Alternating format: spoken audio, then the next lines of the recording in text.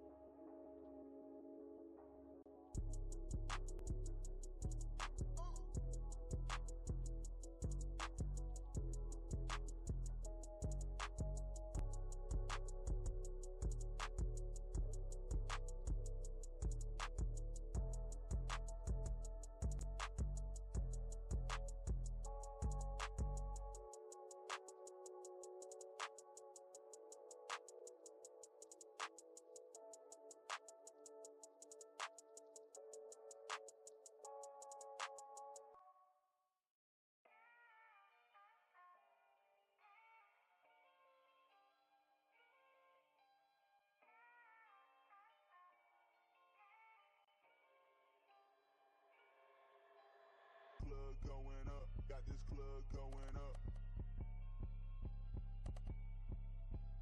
But your body moving to the beat.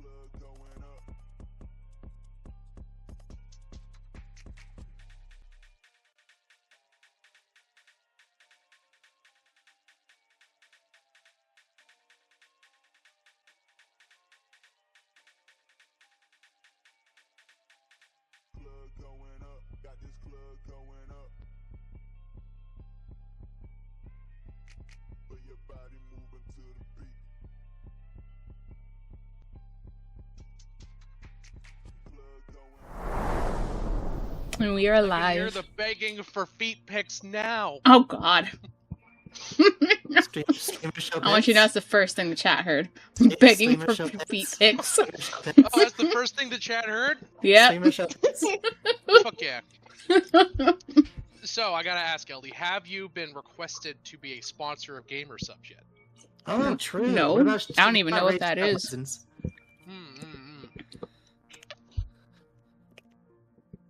They're, Has like a Rage sports Legends energy gotten in drink. touch?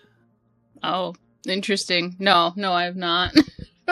Yeah, a Gamersubs is like a really shitty sports energy drink that asks every fucking streamer that like has more than 1,000 followers to like. What are your thoughts on basically sponsor them. Audible.com? Well, I don't have 1,000 followers, so it'll probably be a while. Oh, that's fair. I think Audible's great. I I do use like They're- Audible. Yeah, Yeah. they're pretty good. What about oh god, what's the Thanks for Max's the one head called? pat, Dark. Why am I blanking on this? I haven't listened to podcasts in too long. Heck. I would. Discord on my phone is refusing to send any photos. Oh. This is criminal. You're a This criminal. is criminal. Anyway, hello Twitch. Hi, Twitch. I requested Hi, chat. pictures of a beautiful, gorgeous cat. And Savvy Welcome didn't reply, but Discord said, I think you forgot to ask someone. So true. Isn't there someone you forgot to ask? It's Jesus. I think you used to be done with cat pics. He probably would be. Discord Apparently apparently isn't. Discord isn't. I'm gonna try it on my Mac. Fair enough. Anyway, welcome back, my friends, to the show that never ends. We're so glad you could attend. Come inside, and we'll start up. Oh, I know that From- one. It's a great song. I love that song. Oh, look at that baby. There's a baby? Oh, they finally came through. Oh. Oh, it is a Bobby. It's Coco Hello and to the Pity. hello to the Bobby. cats. Sorry, stream. You don't get to look at Thank cats. you for head pat, pal.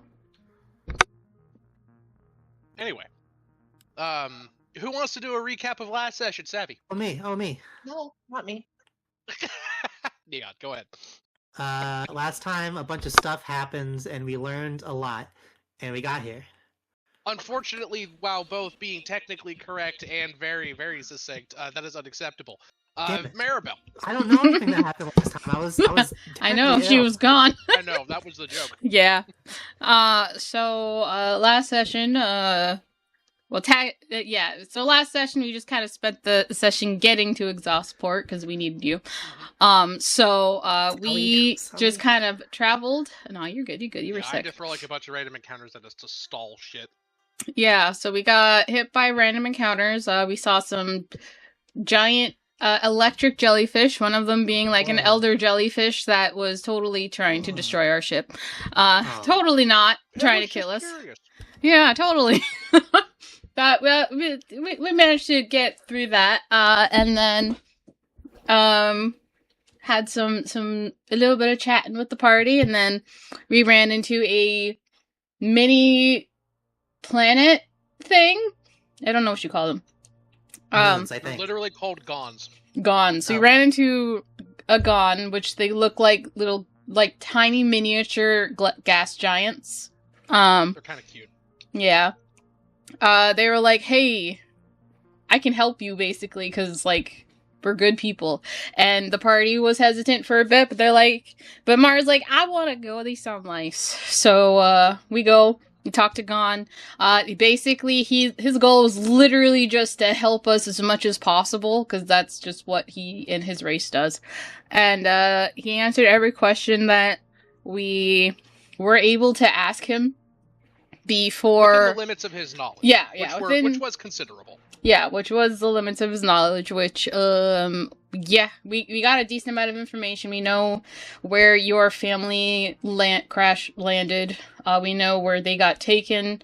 There's a cult. The Mind Flayers are just kind of looking around and, like, kidnapping people. He's not sure what they're planning, but they've been really active lately. It's literally always a cult. It's always a cult. It's always a cult. It's always a cult. And Look, man, when you live in a universe where like actual gods exist, actual demons exist, and they can actually give you magic, Thank you, cults are gonna Dark. be way more fucking prevalent. Think No, about I'm our IRL just- situation right I'm now. just saying, Yep. like, it's always If a a cult, de- though. Isn't that weird? Mm-hmm. If a demon came by and was like, yo, you want the ability to magically adjust your world in ways that you see fit, like without the worrying of morality, just so your soul might be irreparably damaged after the fact, it'd be tempting, especially given our current climate. It'd be tempting to be like, you know? Yeah, it Listen, would be. the needs of the many outweigh the need of the few. I'll damn myself to save everyone else. It's fine. Now, that's thinking like a Satanist. Indeed. Hey, same mind. Fuck yeah. And then, Mari did ask a question about, what was it? Her god that, Crystal Spire. in the Crystal Spire, because a lot of our stuff links to going to the Crystal Spire.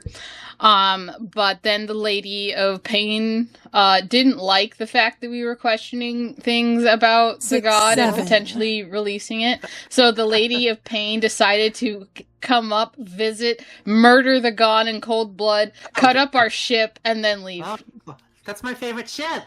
Yeah. And then we, now Mari has promised to basically every chance she gets screw over the Lady of Pain, and Oh, jeez.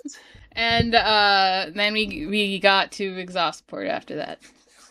Yes, you guys are now in Exhaustport. Mm-hmm. I'm where, not a master of civilian affairs, but isn't that like a really bad idea? Get into Exhaustport or screwing over the Lady of Pain. The second one. Well, to be fair, so long as I don't directly try to like do something to the Lady of Pain, I think I can get away with it. It's a little bit of JoJolian stuff. Okay, I get it. Yeah, I gotta be smart about it. She's gotta be like, those cat's paws. yeah, she's gotta five be like stream. a civil Thank you, Kashi. disobedient type who can't directly go and harm the powers that be, Okay, but very much. We're gonna go very sit much- on some diner tables and stuff. Yeah, they can be a Cosmically. nuisance, essentially. Okay. Yep, and that is Mari's goal from now on, because F her Okay. for doing that. You know, I don't disagree with you. That It and was Mari actually a has sad and touching moment. He was just trying to help you, and then Yeah. Bane was like, "Yo, check this out," and then he exploded. pretty much, and like Mari's trying to figure out also why and how the Lady of Pain can even get involved. Yeah. So, that happened. Then we got to Exhaustport. Exhaustport is terrible air to the point that we have to have masks at all times. Hell yeah, I Yeah. love a gas mask. Those look So, cool. we got gas masks. Fuck yeah. It's like And, Homestuck. You literally are wearing a gas mask right now. All of you are, because it's so dang like Hell Call of Duty yeah. here. Mm-hmm. And that's where we It's left like- off. in- Homestuck. It's like inversion, like in Utah, but way worse. It's like in Code Vein. Maybe. The boys down at the factory decided to start a construction project without proper ventilation, so the crew they brought in is just letting the diesel fumes from their equipment go out all over the factory. That sounds about right. That's how my week's been. That sounds terrible. I'm so sorry. Mhm. Most of the last week I spent moaning to myself in bed. Oh, baby. That's fair. Yeah, not in the fun way though. Not in the fun way. It was because all my body parts hurt. I At least see. I have a respirator. Mm-hmm. Have an imaginary respirator. We know it won't help, but you know, the Yeah. thought. Mm-hmm. Anyway, It's just fun to respirate. it's also incredibly necessary. Last time I Incredibly I necessary. just really enjoy respirating, honestly. Yes. It's fun. checked. So now you guys are all in good old-fashioned Exhaustport. Hey. The people are not friendly, and the air is not me? breathable. Yep. You said we level up, right? Yes, you did level up. You are now level, what, 9, 10? 14. Yes. 14. Yeah, that's right. You're close. Yeah, close enough. You were trending in the right direction. At least according to my combat tables. Mm-hmm. I feel. Alright. I mean, according to your combat tables, we got to be at least level 15. I don't. This is a trend. You know what? That is a dig that I have fairly earned. Nearly died many times. Not too many, just you're still here. I And had after fun. all, who fucking cares if you die? You just come right back. I Yeah. said the we. I said the we. Alright. Whatever. Now if the You guys fight NPCs die. right now and nothing happens. Canon. Alright. You guys are in Exhaustport. It is a massive, smoking, smog-filled town, built within a little divot in the side of a massive wall that is one side of a huge ravine that stretches for miles in both directions. The bottom of the ravine is filled with a toxic, glowing, neon blue murk that continuously flows to the south. This is an upsetting reason that Neon has the same name. A little bit. And Exhaustport is built around a series of, as its name would imply, exhaust ports. Here you can see smog and fumes and all sorts of horrible excretions from the surrounding megastructure continuously pumped into this small confined space. As you can imagine here, the people within the city wear heavy gas masks and thick outer layers of clothing. Long trench coats, skin-tight, full body bodysuits, and gas masks that, cover the entire face, not just the part of your mouth and nose, but also your eyes, because God, does the air here sting your eyes. That makes you very blinky. And it stretches, from person to person. People here like to stay covered. Beyond the people of Exhaustport, of which there are many different varieties, but you kind of can't tell right now, considering the full body coverings. The place itself has a gritty industrialist/futuristic look. Many buildings composed of plain concrete in utilitarian and brutalist architecture sit next to huge heaps of metal roughly fashioned to the shape of industrial equipment built for a purpose long since forgotten, now repurposed as a habitation or some other type of public work. For example, there is a colossal crane inside of the city that functions as tenement housing because there's just enough rooms inside of it to fit a bunch of people, precariously placed above a massive drop as they are. There are many locations here in the city. There are numerous places to buy goods and services, sleep, eat, drink, and make merry. Generally speaking, the outside of the place looks pretty drab and industrial, but once you get inside of a building, you'll note that it's actually quite beautiful. The people here tend to express themselves in lavish home decor and overt neon signs, along with other types of bright and colorful internal decoration. Shag rugs, mural-filled walls, and neon-lit rooms decorate most structures here that aren't for official business purposes, that tend to stay a little bit more professional.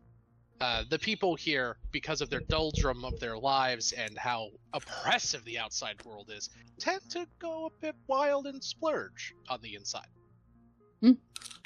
As such, you guys just left a nearby, bodega or a little quarter store. Inside, you all bought some gas masks and obtained obtained some just generalized supplies. You now stand on the city street, a Johnny next to you, thanking you profusely, almost annoyingly, for getting him out of the trouble that he was going to be in. He did not have enough money to pay the fee to stock the ship. We got him. We got you back, We're bud. sorry we made you wait so long. He looks at you. It is not your fault.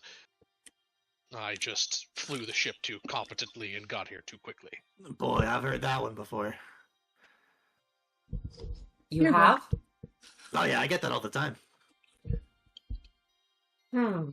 Oh, Neon, you're too good at a pilot. Oh, you're too talented. Oh. That's a good one. Next to you, Vivian says, "You know, she jokes, but..." And then she nudges a bit closer to you. So, who drinks? Is anything safe to drink here with how contaminated the air is? Oh, yeah, no, we got good purification systems.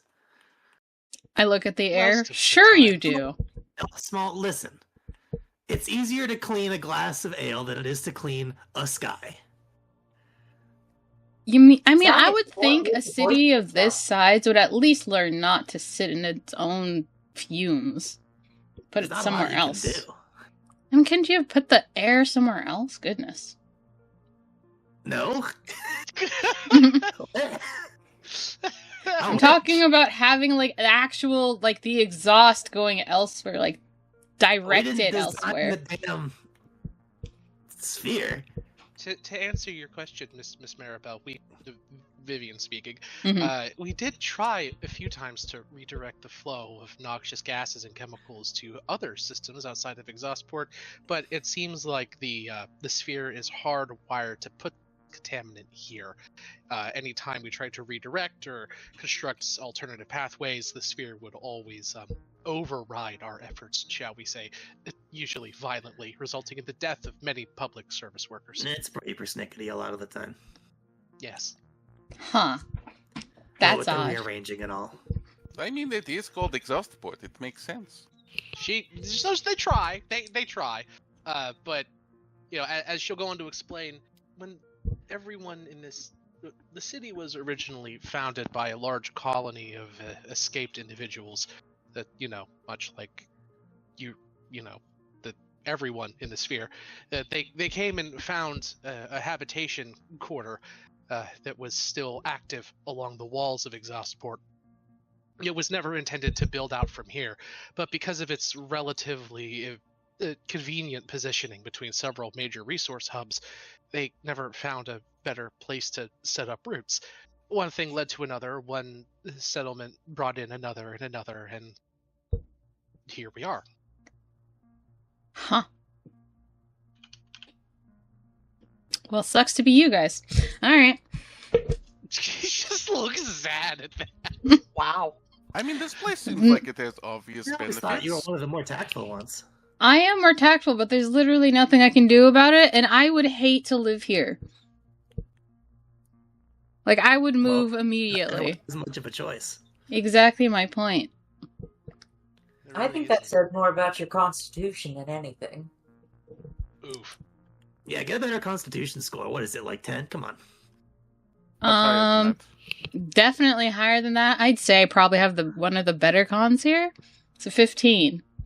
Ah, damn it, that's better than mine. Oh, well. Yeah. If bus does equate to con size, she is right.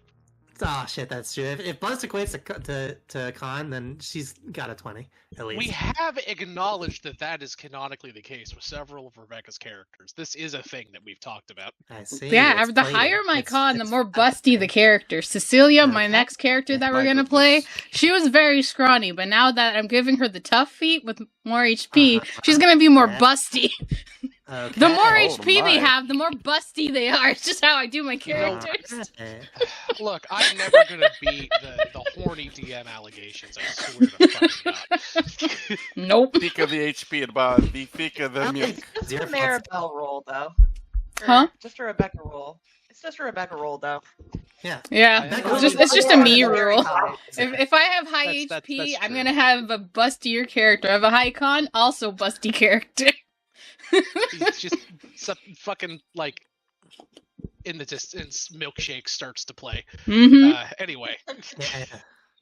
Dun, dun, dun, dun, Mm-hmm. dun, Mm-hmm. Hell yeah. All right. Oh man. So yeah, you guys, brain rewire back to work. You guys,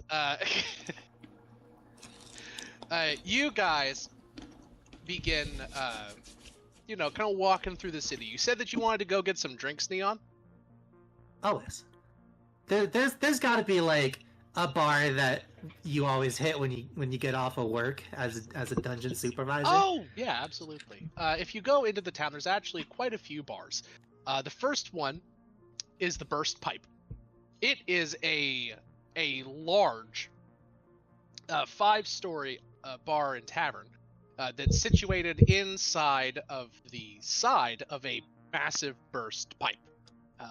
The sound of dripping water can be, oddly soothing when you get down to it. And let me go down here to where it actually is. Yeah, it's run by a lady called Frothy Bertha.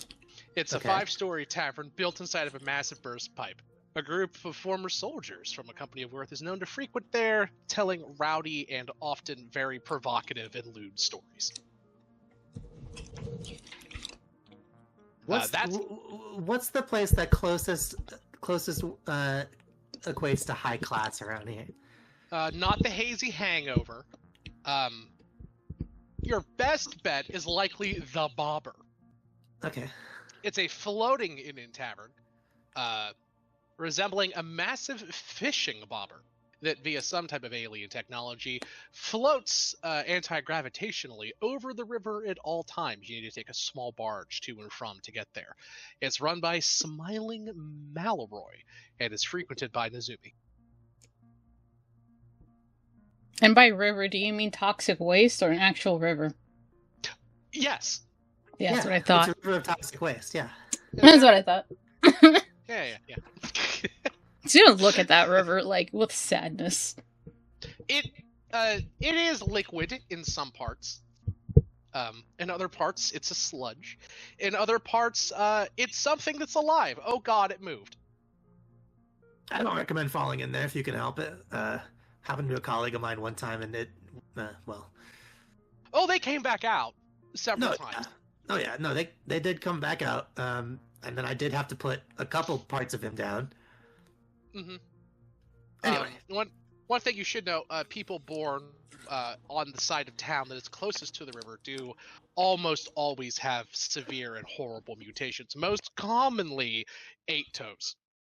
Hell yeah. Per foot. Hell yeah. I feel like it's kind of a weird that you had to specify per foot, implying they may have more than 2. And, okay. Listen. Thank you for the head pat, Jar. Pretty accepting around here. Yeah, you really are. Well, okay. The Bobber is the nicest, most upscale tavern in the town. They have the most expensive ale. It is garish as it may seem. They do have a beautiful view of the surrounding architecture. They kind of float a little bit above the smog, so the city looks just like a whole bunch of twinkly lights in the middle of a massive haze. And if you look over the banister, over the glass bubble that's the top of the Bobber, you can actually see all the pretty, writhing, glowing fungi that populate the lake and river.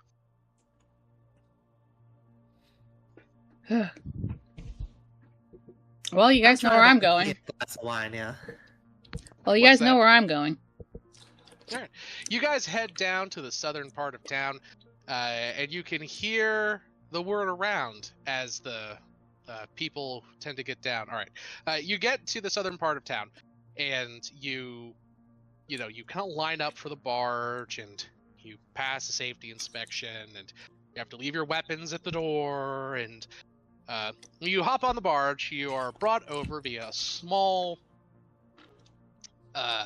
little floating platform, basically, that hums and sputters ominously. You get to the Bobber. It's a 3-story place. It looks like a large fishing bobber. The bottom is even painted red. The top, instead of being the typical white, is glass and transparent. Inside, you can see the various floors floating inside of the structure.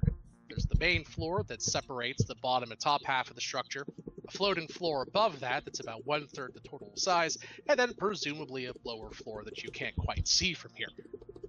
The parts of the bar that you can see as you enter. The main section in the bottom part, the base level, is a massive circular bar. This place is, by the way, about the size of, a large inn or tavern or guild hall. It can probably comfortably seat, 400 or 500 people at a time,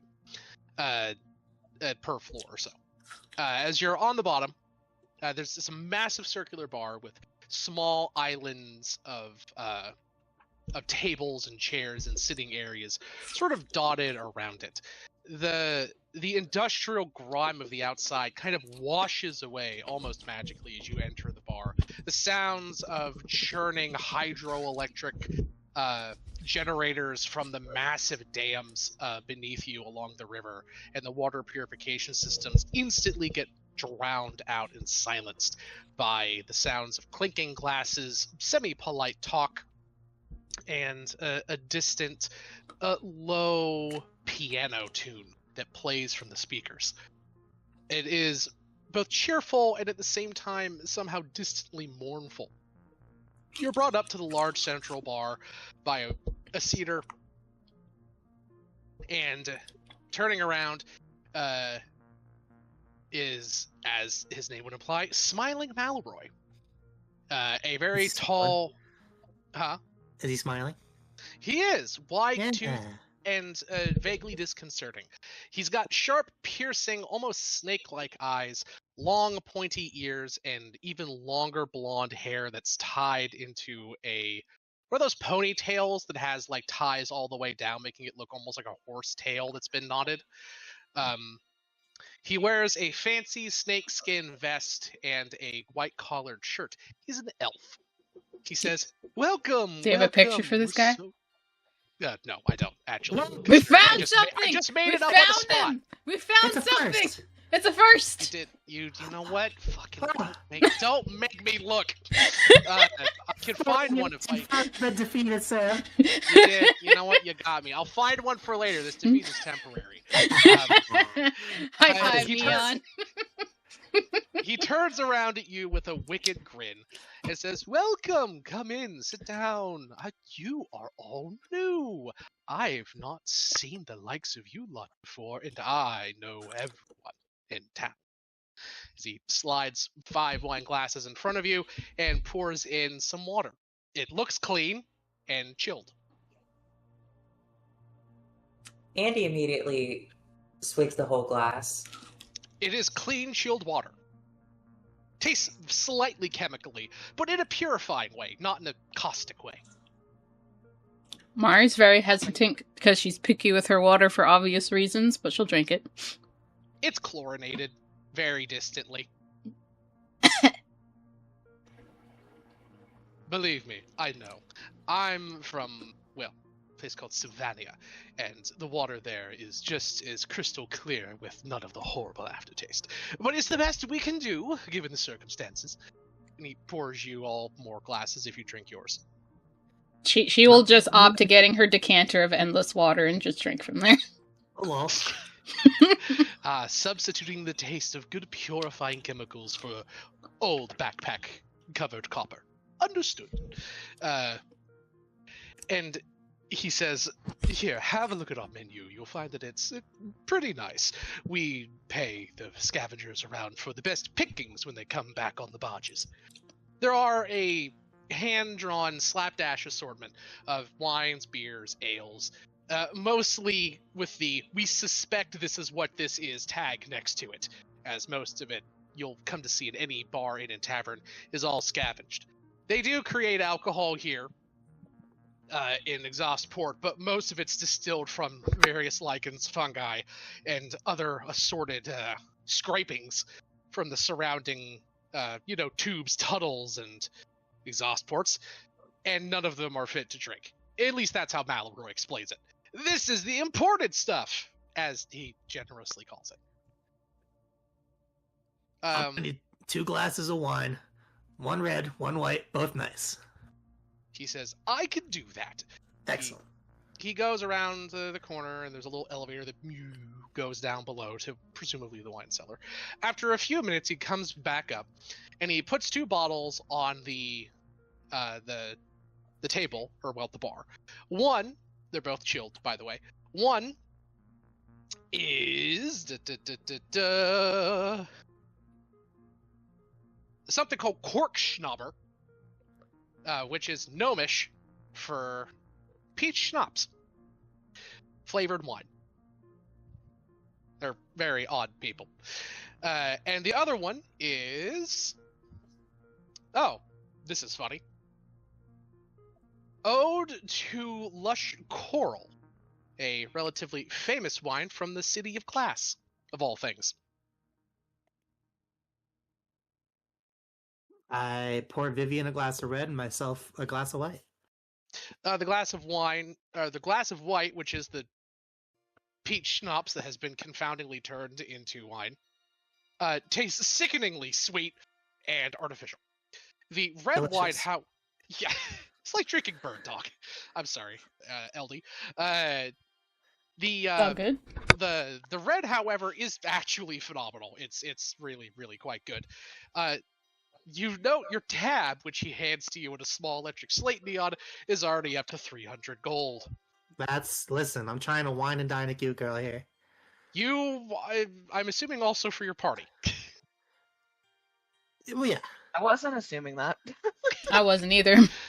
That's fair. I'm trying out Vivian stuff. We can go Dutch on the rest. The other selections are various IPAs. That's not me describing in meta. That's literally what's on the menu. Followed by a small in asterisks. We're sorry. The local grog, which is those brewings from various scrapings that he mentioned. Imported individual bottles of ales, various liquors, and other fermentations, which just the price says vary by bottle. Which means you could get a bottle. It's basically a grab bag. You could get a bottle of beer, you could get a bottle of ale, you could even get a small bottle of wine. It's just the things the scavengers have dredged up. And then the house special, the Bitsy Bobber. It's a small bobber cocktail that is 2-part. A cherry liqueur on the bottom, which is a deep red, floated with an icy vanilla wine on top. Ooh. Sounds good. I'll have one of those. Yeah. The Bitsy Bobber is delicious. It's vanilla-y and cherry, just like you would suspect. It is very sweet, though. It is an extremely sweet drink, mostly because it's like 60%, cherry liqueur. Mari will take one, because she likes sweet drinks. It is sickeningly sweet, and also very potent. She accepts this. So, yeah, as you guys drink down, Malroy says, if you want anything, including any food, just let me know. In the meantime, I'm going to go and serve my other guests. Or you could get a hold of one of these. There is a small clanking and whirring noise as behind you all comes rolling a very strange machine. It looks like a trash can with 2 tank treads on each side and a large platter welded to its head. And it kind of comes over and it has a little pen and paper on top of the platter. It says, "This is one of our server bots. Just write down what you want on it and it will go get it for you. Isn't that right, Unit 8-2? Oh. Correct, sir. Give order. He's Bring adorable. order." You little guy. Dude. Can I you're just perform here? Adorable. It doesn't understand compliments. Get moving. Mari's gonna ask the guy, can I perform here? He says, "Sure, we have performances every other day. People like the somber, quiet tones sometimes.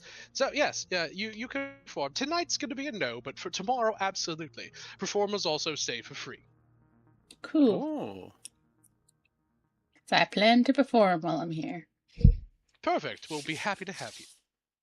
Mr. Smiling Malroy. Yes. Sam? So you said that Sam you says buy hello. What's that? Oh, I was- Sam says hello. Sam in the Okay. chat says hello to Sam. Oh, hello. Sam to Sam. Oh my God, no. Yep, Sam to Sam. Having a Sam off. Indeed. Mr. Malroy, do you you said you buy drinks from various travelers? He says, yes, I do. It's basically one of the main ways that we get the alcohol for our establishment.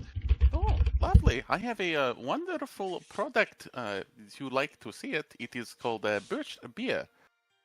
It is from a lovely plane of existence. You can use it and mix it with many different kinds of drinks to create many fabulous beverages. Oh my. I've had birch beer. Mostly it's just been some of the rare pickings that some of our boys bring down. It is a popular inclusion, but difficult to get a hold of. I Yes. would be happy to go over. Oh, sure, please. Yes, one of my favorite ones is the bourbon birch bliss. That one is 3 ounce bourbon, 1 ounce maple syrup, and vanilla extract with 2 ounces of birch beer. Oh, by the way, I got a photo for Smiling Malroy stuck at all of you. Damn it. Oh, could you feel that? Oh. Sweet while it lasted. Never. I try my best. He takes the bird. Uh-oh. Uh-oh. I think Did so. we- We can discuss the exact What? prices per. I'm back. Oh, He you're says back. we can discuss the exact price per bottle after I try it. He pays you 5 gold and takes a drink of the birch beer. He says, "It's of exceptional quality, if a little bit bitter, but that's kind of better for mixing anyway. Sure, we will be happy. How many bottles do you have to sell?" About 50,000 of them. He swallows his drink and says, "I was able to withhold my spit take. Well done, me." He kind of sits up and says, "And how many per bottle were you looking to sell these for?"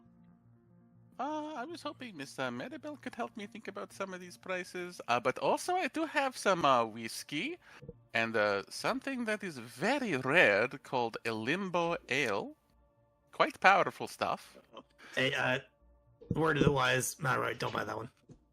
It's a He good one says, if you just "Oh, mix a little oh." bit of it. You don't want to mix a full amount, or else you're going for a trip.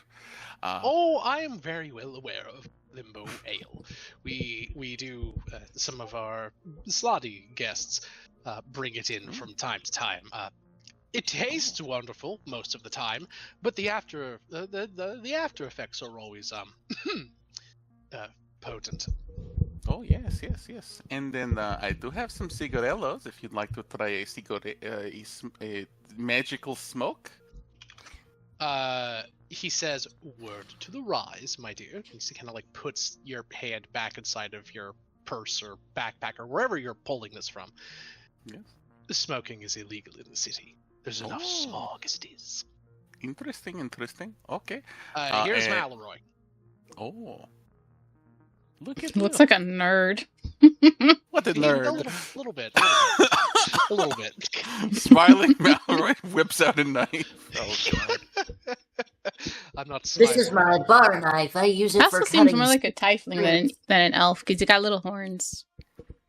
I assumed that he was, like a crossbreed, perhaps, because this is from New Capenna and those are there. We're just going to say that Malroy has a mutation that gives him. That's Anyway, fair. it was the only place I could find an elf that looked like he was vaguely wearing what I described Malroy's wearing. Fair. Fucking Nice. vest and a button up. Anyway, he turns to you and says, "Yeah, very well. Let's talk shop." As he sits down, "How much were you looking to sell?" And Maribel, you can help Starry here. Those bottles per bottle. How much did you buy them for, Starry? Each one is 5 CP for me to buy. So 5 copper. Yes. Malroy. So with that in mind, Malroy would be willing to buy them for 7 copper per. At Okay. least that's the offer he starts with. That's what he gives you. Mind if We I don't do sample a- that limbo ale? What? What was it you're selling? Limbo ale? No, birch he's, beer. Yes, Birch beer and whiskey and I guess some limbo ale if they really want to dive into that. He's interested in the whiskey and the birch beer. The limbo ale, God no, he knows better. Fair enough. Okay. Yes. You can totally sample some, Miss Andy. Oh, come on. I'm sure it's fine. Oh, the limbo? It's. I You would need to recommend mix against it. that. I recommend if you have to mix it. It's kind of like vermouth. You want to like open the bottle next to your drink, and then you're basically good. Or it's like absinthe, and you don't open the bottle at all, Malibu says. I'm looking at that picture of that guy, and it looks like smiling Macklemore. Oh my god, it kind of does. Owned. Kind of does. Whoa, It sick do knife kinda though. look like Macklemore. I do. I like his knife. You would be amazed at what you could get thrift shopping here in town. Damn. He's right about that. I've picked up some weird shit. Or if I I dare to wear make your granddad's clothes. I make it sound like this, you'd be surprised at what you can get thrift shopping here in town. And it's Macklemore Freeman. Okay, that's a stretch, but I'll allow it. It was a terrible joke, and I immediately felt bad making it. Oh my. I think you should make Macklemore of them. No. All right, moving on. He starts off with the bid for $7 or for 7 copper per bottle. Miss Bennabelle, can you tell the story of these particular birch beers and where we got them from? The lands? Insert where we got them from here, because I, the player, don't remember where we got them from. This is the desert area. Maribel, give me a persuasion check, please. Give me a story Okay, check. because I'm like, Or I a don't performance remember either. where that's from. That's, oh, Can I you- throw a a +5 at that? sure. We'll say it's you don't have advantage, but we'll say that it's 34, which is still very good. You spin a truly impressive yarn, and to his credit, Malroy kind of just nods along as he, rubs the glass and enjoys sipping the unfortunately not chilled alcohol. As he looks at you and says, "That is a very impressive tale, but alcohol is alcohol, and we're more worried about the quality here. However, I do believe that we can incorporate some of that into our advertising and marketing for it across the city. So I would be willing to offer you 8 copper." Ooh. It sounds Isn't it- wonderful to me. That doesn't sound like a lot more, but 1 more copper when multiplied over 50,000 Yeah. will matter. Oh yeah, That's Oh, like yeah. 500 gold, if I did my math. that would be You're quick decent at amount that. of gold. Yeah. Yep. So he's willing to do 8 copper per of them. And he says, "Now for the whiskey. How much did you buy the whiskey for, Starry?" 2 silver pieces. 2 silver. And how many of those do you have to sell? 20,000. Oh, Jesus. He would be willing to offer you, considering I'm sure that Maribel, with her immense skill, would have tied in both. He would be willing to add in. He would be willing to give you 5 silver per. Like that number. Simple math. 20,000 times 5, 90,000. It's Yeah. 1,000 gold? He would be willing to give you 5 silver per. It sounds like a great deal to me. Do you have any interest in purple worm poison? It could be a great flavoring, but also it makes you very numb. Very numb. Unfortunately, statistically speaking, about 70% of the people inside of the city suffer from stomach ulcers, so Oh, yes, poison yes, in yes. cocktails is a no-go. That would agitate them quite greatly, yes. And then kill them. That in real life, the reason why, fun fact, you can drink cobra venom shots is because it's venom, not poison. It only affects you when it hits your bloodstream. However, if you have a stomach ulcer, that's no Where there's blood. bloodstream. Yes. Oh. So, yeah. Anyway, A little bit of science fact from your bartender dungeon master. Oh, Hell it yeah, is it's like I'm very playing clever. Catherine It again. is a venom and not a poison. It is yes. Yeah. So, let's do us some math here because he's fucking getting the bars out right now. 50,000 times 8. 0. No, this is for the thing. So 0.08. Yeah. 0.08 is 4,000 gold. Gives you 4,000 gold coins. What? And then I must have for skipped a the 0. 20, I did. No, me. Oh, for 20,000, he does 10 point. He said he would give you 5.5. You get 10,000 gold for the whiskey. Dang. Yep, and he gives you that in 10 platinum bars that are worth 1,000 gold apiece.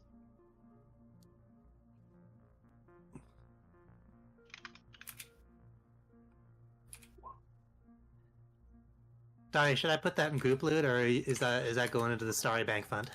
That goes into Starry Bank Fund, but also Madabelt Bank Fund. We need to break Got it, that got it. later. It's the Starry Slush Fund. It is. Also, thanks Fun- for the fun, sub, fun. Silva. Appreciate it. Yes.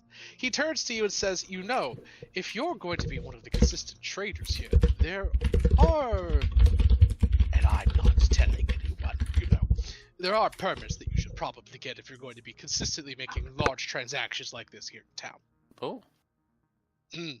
I do have a business license, but maybe not for this dimension. Oh, And if or you're associated with a guild or interdimensional trading consortium, then you're fine.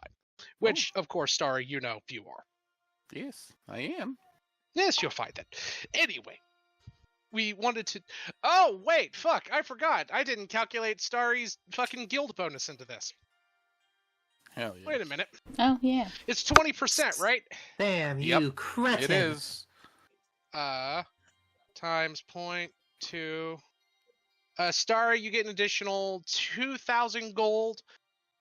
For the 10k, and for the 5k, you get an additional 1,000 gold. So you get an additional 3,000 gold in total for all that.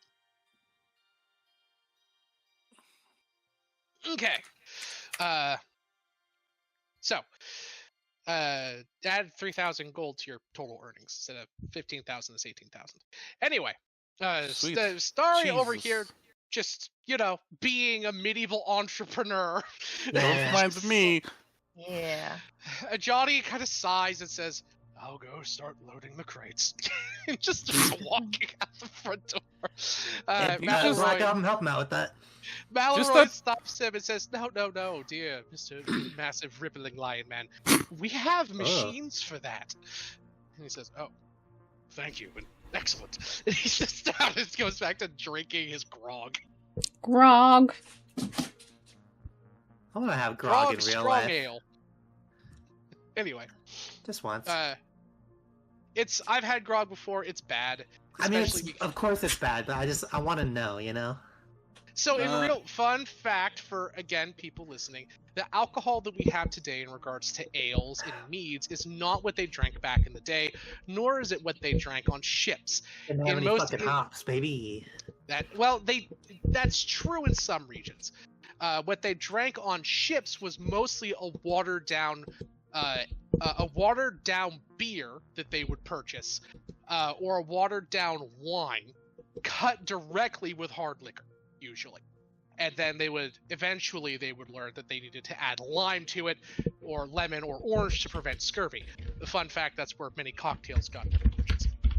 Additionally, grog and ales in inns and taverns back in the day, at least in Europe and France, were mostly a mixture of whatever the fuck they could get their hands on. Hell So yeah, it was a the big garbage mash. plate.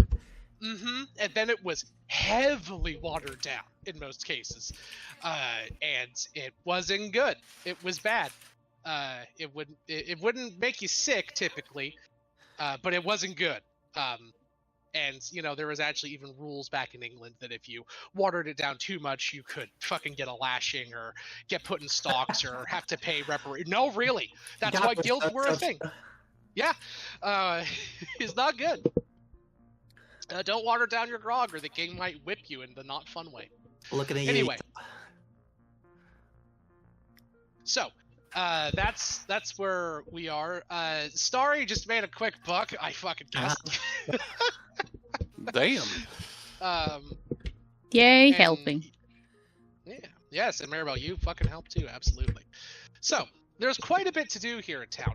Last session, to sort of direct us a little bit, the party learned that Neon's family was taken to a location called the Caverns of the Worm in the southwestern portion of the dungeon sphere. Basically on the opposite side that you guys are on. You're going to have to fly around the external second layer of the sphere for probably a good 2 full days to get there, more or less. Is that worm with a Y, a U, or an O? Yes. I'm kidding. It's with an O. Oh, okay. That doesn't seem so bad. Anyway. It's like the easiest kind of worm. You're cute. Yeah, sure I am. Thank you for noticing. I think so. Anyway, you guys also need to give back to Sigil. So you basically have 2 options here. You can ask around town / do jobs around town, shop, all that fun stuff, because boy, shoot dang, are there a lot of things that you can buy in town. I put like 4 fucking stores here. Or including a dry dock with custom mods for ships. You're welcome. That sounds me expressing my appreciation. I know. I was saying you're welcome. Anyway. Just want to clarify for stream. Fair. Or you guys, in asking around town, you could find the nearest portal to Sigil or the Outlands, specifically the Outlands, and you could head to that, going and doing the job there, and then coming back here later to find Neon's family. Or you could take the 2-day trip south and see if you could find Neon's folks. We have a teleportation circle in here now, To right? here, yes, you do. Yeah, so... Oh, That's Mario will make sure to grab a teleportation circle code then for the exhaust port, if there is one You here. already had it, but you grab it again. Yeah. Oh. I had a different one, I thought. Yep. Okay. Nope. This way, Dungeon Supervisor Neon can maintain her job and also go on adventures with her friends. Also, Maribel, I see that you have gone back to your typical jiggly avatar, not the cute bunny thing. Yeah, This someone makes me redeemed sad. the other one. Well, it's because they're redeemed. Fair You enough. can swap Yeah. them. Yeah, you I can like swap them them. both. I won't lie, for vastly different reasons. I of course. see. Oh, But wow. I- It costs 1/8 as much to change your entire model as it does to make you say 4 syllables. It's That's cheaper to correct. change my model than to make me go the other thing. Huh. Fascinating. I know she's Speaking of which, pretty. Margot, Thank you. have this uh-huh. No, I was thinking Silva in the chat. She is pretty. Yeah. Yeah, so as you guys are doing the spare bell, give me a wisdom saving. Okay. Saving throw. Saving throw. Wisdom. Maribel, you get this weird feeling that you're being watched, and then nothing happens. Just gonna look around, be like, the heck? Does anyone else feel like they're being watched right now? I feel like I'm being watched. Not unduly. The perception check? Can I do an Arcana check? Was I being scried or something? Andy has no idea. Sure. Perception? I think that's fine. You can do an Arcana check. I see no reason not to. Okay. May I perception? I do have a passive perception of 22. I don't know if that matters. It does not, unfortunately. Given Fair its enough. I'll use an particular inspiration status. point just so it's not in that one. Yeah, I got you. Also, goddamn girl. Listen, man, she was just like, the heck is that? What is going on here? Yeah. Who's watching me? You know pretty sure that this is likely some kind of scrying sensor. You didn't magically speaking, you didn't get the check to actually spot the goddamn thing, so you don't know where it is. But you've felt this feeling before when you spotted scrying sensors, and it's familiar to you. I'm being watched. She narrows her eyes a bit, like, I don't know where, but I'm being watched right now.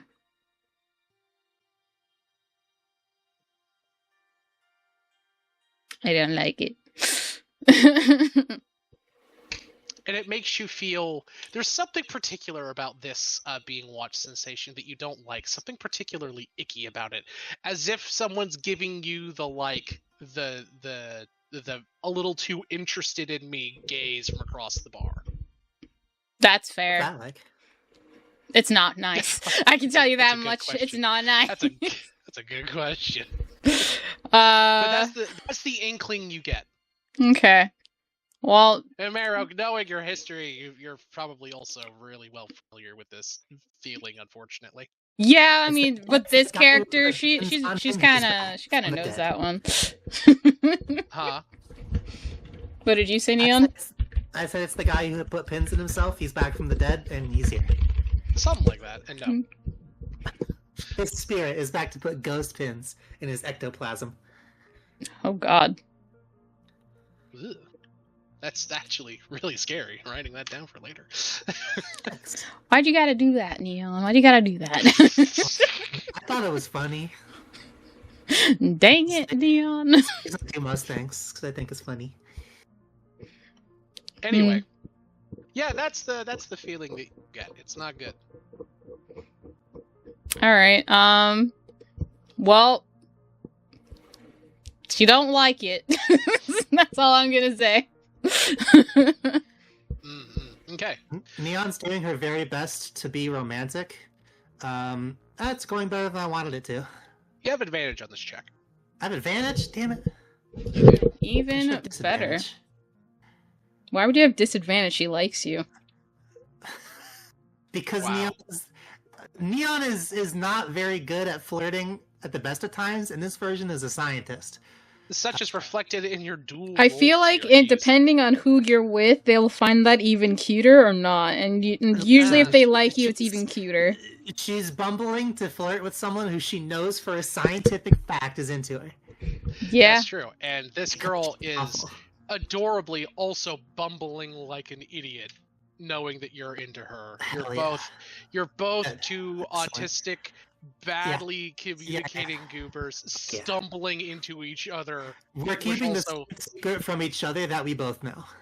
Indeed. Awesome. While here, Mari is going to switch attunements, so in an hour she'll have the non-detection necklace attuned, so she can't be watched.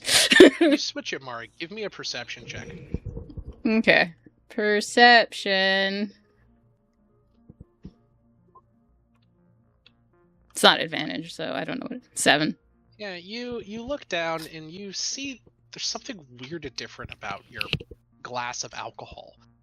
You've drank 2/3 of it. You're feeling the sway of the liquor in your blood, but there's something slightly off about it. It looks way more mirror and glass-like on the surface than it was before. Oh, that's bad. I'm still gonna look at that and be like, Almost like the liquid's polished. She's gonna narrow her eyes out and be like, I swear to God, if that is you in there. Talking about that weird demon thing. You look down and you see your reflection. It's just you this time. Just jiggly old you looking back at you. Then you look at Starry's and Cecilia's drinks, and they're the same. All of the alcohol that's been poured here, even the glassware on the shelves is more reflective, kind of showing these fisheye like reflections, mirror like, of all the room around you in weirdly accurate, pristine beauty. Mari notices this, but to avoid anyone who may have a panic attack, namely Starry, she won't say anything. But she's just gonna finish her drink. And keep the non-detection necklace on. She's like, yep, nope, you can't see me because I have this. Can I make an insight check? Sure, go ahead. What are you trying to insight? Probably Mari. Exactly what is going on here. Okay, there you go. Sure, go ahead. You have a weird feeling about you, Andy. A weird feeling that maybe only you can perceive right now. You're itchy. It's almost like you walked into a room where you're allergic to something in there. You can't pinpoint what it is. It's just a tingling across your skin. You're sweating a little more than you should be. You've got this weird taste in your mouth. You feel warm, flush almost like there's like an embarrassment feeling, you know, when your ears get a little warm or someone compliments you in just the right way. It makes you feel a little bit uncomfortable, but also a little titillated. It's like that feeling combined with being allergic to it. Relatable. I'm getting the urge to leave. Okay. I don't know if leaving will make a difference, but sure, I don't mind. Is something going on? Don't worry about it. That's the most worrying thing you could possibly have said. That's true, actually. Listen, as someone who has some massive fans, don't worry about it. Huh? I feel like there's a joke in there to be made. There is a joke in there to be made. Whether you make that joke is up to you. I'm good. Is there like a Excuse guy? me, which way to the lavatory? Do I need to ask someone to leave for you? What? No, you're good. Also, what did you say, Andy? Which way to the lavatory? I don't know. She's gonna look around The for the guy guy. points you to the elevator, down one floor, third door on your left. Alright, she heads that way. Do you want me to go with you? Girls to the bath go together. You head down to the laboratory. Are you both going? Mari will go. Going to powder. She doesn't trust all these reflections. So you guys to the bathroom? Bathroom girls break? going to the bathroom together. Fuck yeah. Mirrors? You keep cutting out Okay, me on what? I said to avoid the reflections, you're going to the bathroom where there are typically wall-to-wall mirrors. No, I didn't say that. I said don't trust her going alone with all of the reflections. Oh, okay, I misunderstood what you were saying. Yeah, no. Okay. Well, Can I tell that is Mari's being concern? awkward. What's that? Can I tell that that's Mari's concern as far as like, oh, she's worried for my safety? I mean, I think that knowing Mari, that seems like you're Mari's friend. Typically, yeah. Like I would imagine you know that. I'll be fine. No need. No, I'm gonna go with you. There's something. I need to go to the bathroom as well. If you insist. Okay, as you guys are heading down there, you go to the bathroom, and as you head to the girls' room, you kind of open it up, and it's a very modern-looking restroom, right? Like, it's the flickering signs above you, the kind of grimy-looking sink. It's clean, like it's obviously clean, but it's still from a rundown post-apocalyptic facility. So it's not like Fallout bad, but this place is rough and gritty, like a truck stop in a town that's not, you know, had good infrastructure for the last 40 years. Fair. You guys note that the only clean thing in the room is the mirrors and the faucets, which are chrome, as you would imagine. Those are all perfectly polished and reflected. And as you're in here, again, I'm never going to beat the horny DM allegations. You guys can hear coming from one of the stalls a attempted stifled but not quite stifled moaning. Okay. Oh my. Mm-hmm. Mari's gonna look into this stall like Sex that. reference in my D&D game? More likely. Ooh. Indeed. Mari's gonna look at that like, what the heck? You Can okay? she insight that? Be like, is that like, or is that like someone's trying to hush up, trying not to get murdered? You don't need to. The more closely you listen, you also hear a subtle wet plapping noise. It is exactly what you think it is. Got it. Right. Got it. Good. Okay. She's like, ugh, freaking A, Flap. man. Yep. I promise this will make sense in a bit. I am not just being horny for the sake of it. You're gonna have to trust me on this. Trust in this economy? Fucking fair, girlfriend. That's absolutely valid. But don't worry. This isn't just me being lewd. There is a reason. Okay. It's the characters being lewd, okay? It's what they would do. There's Nah. you'll see. You'll see. Okay. Well, Mari is looking at that like, is it coming from one of the stalls you said, or? It is. Okay. She's like, oh, well, that's always nice, I guess. I don't know why. For some reason, my gut feeling is saying this is not bad. I don't know why. Maribel, if you look, you can see underneath of the edge of the stall, there are 2 pairs of feet there. Yeah, no, I And believe one of it. them is getting stabbed and or bitten. No, they're not. Well, I mean, in a way. I'm by a vampire. In a way. Okay, by a vampire. In a way. In a way, technically, Oh, they are getting stabbed, I guess.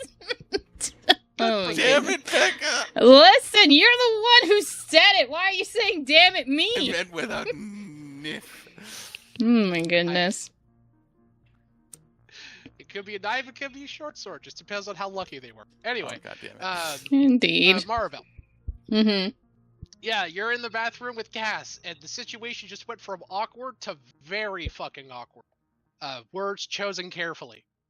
You know, at times like this, it makes me think of my grandmother, who would always judge me for things I do in public. Do you say that out loud? Do you say that out loud? That's so fair. It pauses for a second, and then continues. Reinvigorated. You know, Mari's thinking about this, and she's like, I don't... I'm gonna roll a wisdom, see what she's gonna do. She doesn't kick the door, but she's just like a little annoyed. And then she's just gonna she's gonna look at one of the feet on the ground, and she's gonna have them make a saving throw. She's gonna vortex warp them. What the fuck? To where? No, idiots. To where? Right in front of the mirror. Oh god, they fail. They're 2 commoners. A rather attractive dark elf woman and a half orc, half clothed, mid coitus. It's just one of them. I can't do both. A attractive dark elf woman, mid coitus, half dressed, with a loud eep and a plat, falls onto the ground in front of you, bare-assed, shirt unbuttoned, turns around, looks and sees the mirror, and you get this, there's this weird moment where she's first, of course, terrified, Maribel, as you would be. Oh, yeah. She looks into the mirror, looks at you, looks back at the stall, looks at the mirror again, and just kind of like says, that was rude. And I would have even asked you to join. And then walks back over to the stall, opens it, and closes it. Alright, listen. Hey, at this point you gotta respect it. That's dedication. Dear goodness gracious. Maribel, give man. me a perception check. Perception. We're terrible at those. And you hear from inside the stall as you're kind of like thinking about that girl. 18. You hear the guy from in the stall say, "What was that?" And she says, "A missed opportunity." And then it continues as it was. Maribel, when she looked into the mirror, you saw a strange thing happen. She looked into the mirror, she looked terrified, her pupils were like pinpricks of terror. And then when she caught her own reflection, they widen to almost fully encompass her iris, like she was high on something. Can I make like an Arcana check? Like, was that like magic that happened to her, or is she like freaking on drugs or something? Go ahead, give me an Arcana check. Arcana. Because she looked at the mirror and then her eyes changed. Like, maybe she got possessed or something. It wasn't possession of some kind, Maribel. It was almost like a spell. But you don't know, and this is your Arcana check working for you, not failing for you. You know of no spell that could do something like that.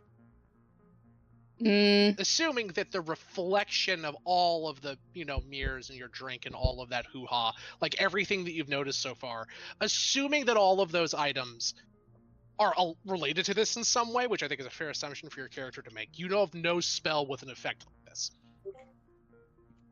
She's gonna look a little confused. She's like, Mostly because this is a public space, more or less. So she's going to, since she knows which foot is hers, she's gonna do Dispel Magic on her.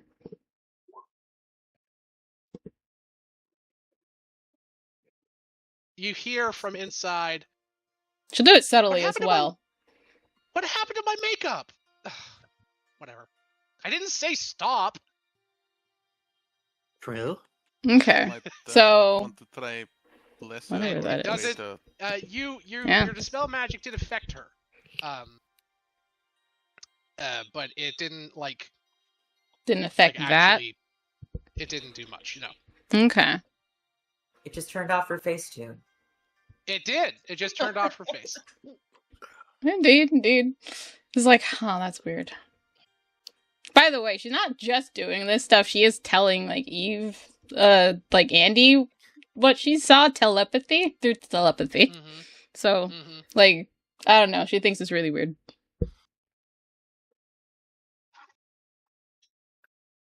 Thank you for the hydrate towel.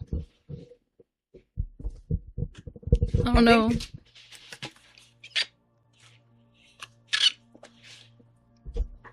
Go on. What were you saying, Andy? Mm-hmm. Andy's gonna make a gesture with her hand, at first not expecting something, but gets surprised whenever a book appears in it. And then just says, finally!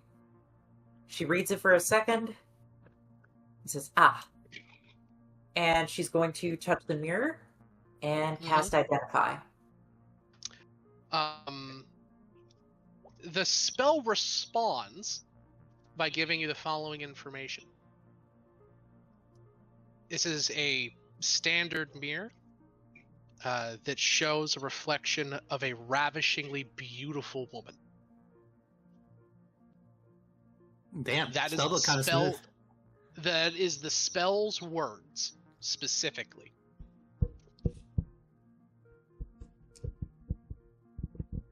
Okay, this is definitely lying. Definitely what? It just says it's a regular mirror depicting a ravishingly beautiful woman. And you're in the mirror. Now, is it just saying that in specific, or if you identify it without you being in the mirror, will it say something different? Andy ducks below the counter and casts it again. I will say, the position of the mirror shows the most of the other side of the room. If you and Maribel avoid being in the mirror, it does capture the couple inside of the stall. Not them, but their feet and the obvious activities they're in. The spell rolls over the mirror. It says, this shows a perfectly average mirror, showing a scene that you should join in. Ooh. Persona 3.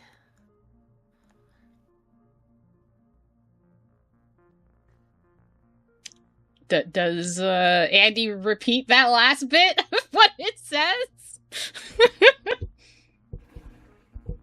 She will, but for a second, her face shows abject disgust.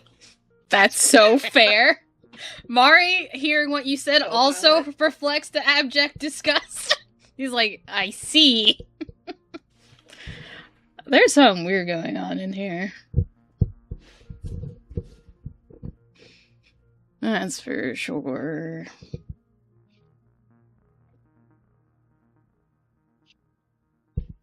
Well, Now, what is ritual casting again? ritual is just using 10 minutes to cast the spell. Yes. Alright, if it's okay, I'll probably do ritual, so we will be in the bathroom for 20 minutes. Sure. Damn. Well, because I need to include that bit of lore for the for the sake of the plot. The guy there has incredible endurance. He lasts the whole time. God. For the plot. For the plot. Not kidding, I swear. Come on, you guys. This is for the plot. I promise. At Okay. some point, for 20 minutes, I mean, Starry's gonna walk into that room and be like, what is taking so long in here? As you near the room, Starry, you can hear the wet as it's getting louder as time goes on. As you near the door, you know that Cass and Maribel are in there, and you can hear wet plapping and loud female moaning. Oh hell no. Mari's just like, do you think she's getting dehydrated in there? Did she Really need not. water? Really not. I mean, she's Sorry. obviously thirsty. Starry grabs her drink, Dick intending to doesn't throw it need on any water. somebody, and is walking in there. You walk in there, Starry. Maribel and Cass are just, I would imagine, marveling at the scene in front of them. Yeah. She's just staring in at the there? door like, does she need water? Is she okay? That with clapping is not you two. Okay. What? No, Why what would kind it- what do No. you take this for? What? Did I say that out loud? Yes! Andy looks Oh. at Maribel for a second and just says, no! No. Just gonna look at Ooh. you and be like, Ouch. obviously not. Gosh. I mean, you've been in here for like 15, like, a long time. We're just beginning to wonder if you're going to come out. Yeah, I mean, eventually, something's weird going on. Are you guys like witnessing what is going on in here? What are you doing? what is getting weird in here? It really Just some is. weird magical effect that's going on in here, and I'm trying to figure out what it is. Andy You can opens hear the them? stall. Whoa. Andy, you see, I'm not going to describe it, but it is a sight. All of their clothes are on the floor. Happening all over the place. They're two beautiful people, and they are going at it like a married couple that that the husband's been away for a year. It is vigorous. You two know each other? She flips her hair back, like she leans back, looking at you. No? So why are you doing this? They just laugh. Mari's gonna In the middle- ask you, have you had sex before?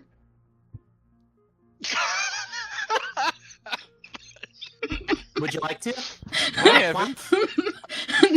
Mari's So this is what asking it's Andy like? this question. It's like, have you had sex before? That's none of your business, but I mean, I'm it's not business.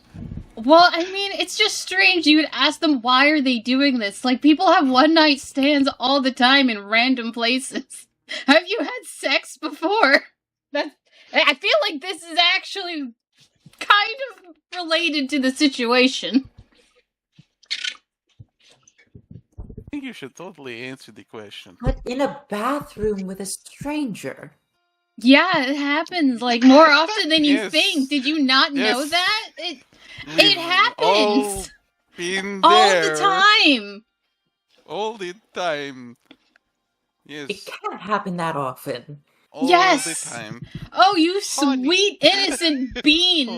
Oh. It happens all the time! In the dining area, Neon and Vivian accidentally push fingertips and both blush furiously. As you Yeah. say this, the girl inside the stall. Speaking of bean, No.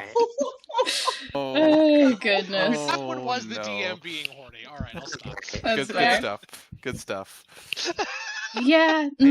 So, She's like, Andy, as someone who's definitely not a virgin, this sex in random places, public places, that's like some people's kinks. I want you to know that. And, yeah, it happens more often than you think. It's why I don't like going to the bathroom in public places. Sex in my public bathroom. It's more likely that. Yeah. apparently, Like, why do you think? It's like, why do you likely than think you I'm think. so picky on where I go? It's not because I am, like, thinking highly of myself, which I do, admittedly, but it's also because people have sex in random places, and I don't want to sit where they've been. It's kind of awkward, and it's a little weird. So gross in here, though. It is gross in here, and there's a reason. She's gonna motion towards the stall. For that very reason, it's gross in here. Why? How do you think it gets so nasty? It's not just because they use the bathroom. Other things happen. Okay, but it's weird that they are unbothered that we're just arguing in front of them. Yeah, it is Kinda weird, hot. but it's also a kink. Some people like being watched. It's called voyeurism. Arbell's this close to pulling up the PowerPoint presentation.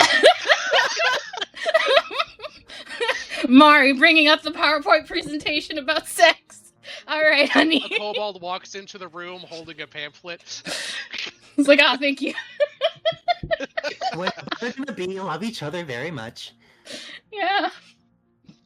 And it's the pamphlet just says "My Johnson and Johnson presentation on voyeurism and other acts of the profane." Yep.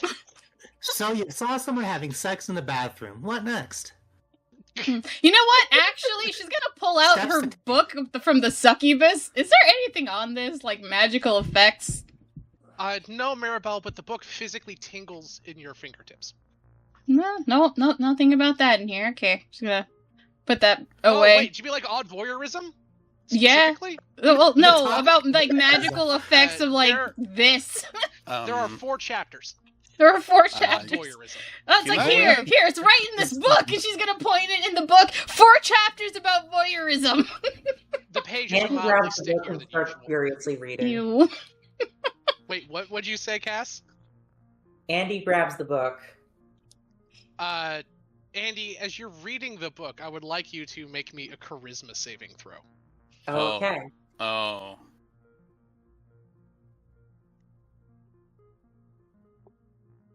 I mean, you should be good at that. You're a warlock. 15. Andy, I kinda hope I you fail. have the... What's that? Kinda hope I fail. You do. Yeah. Yeah. Andy, you have the temporary affliction, considered a curse, that you are unaware of. My inhibitions are incredibly lowered, and I have the urge to corrupt the innocent. Oh boy. Oh no.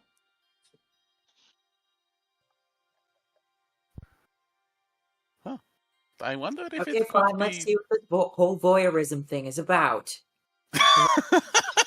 Wait, what? I mean, you're already doing that, so I'm not going to think that's any weirder. I have made a mistake. You have made a mistake, yes. I'm so sorry. It's You're like, not. it's like, I'm see? not, but I... It's like, see?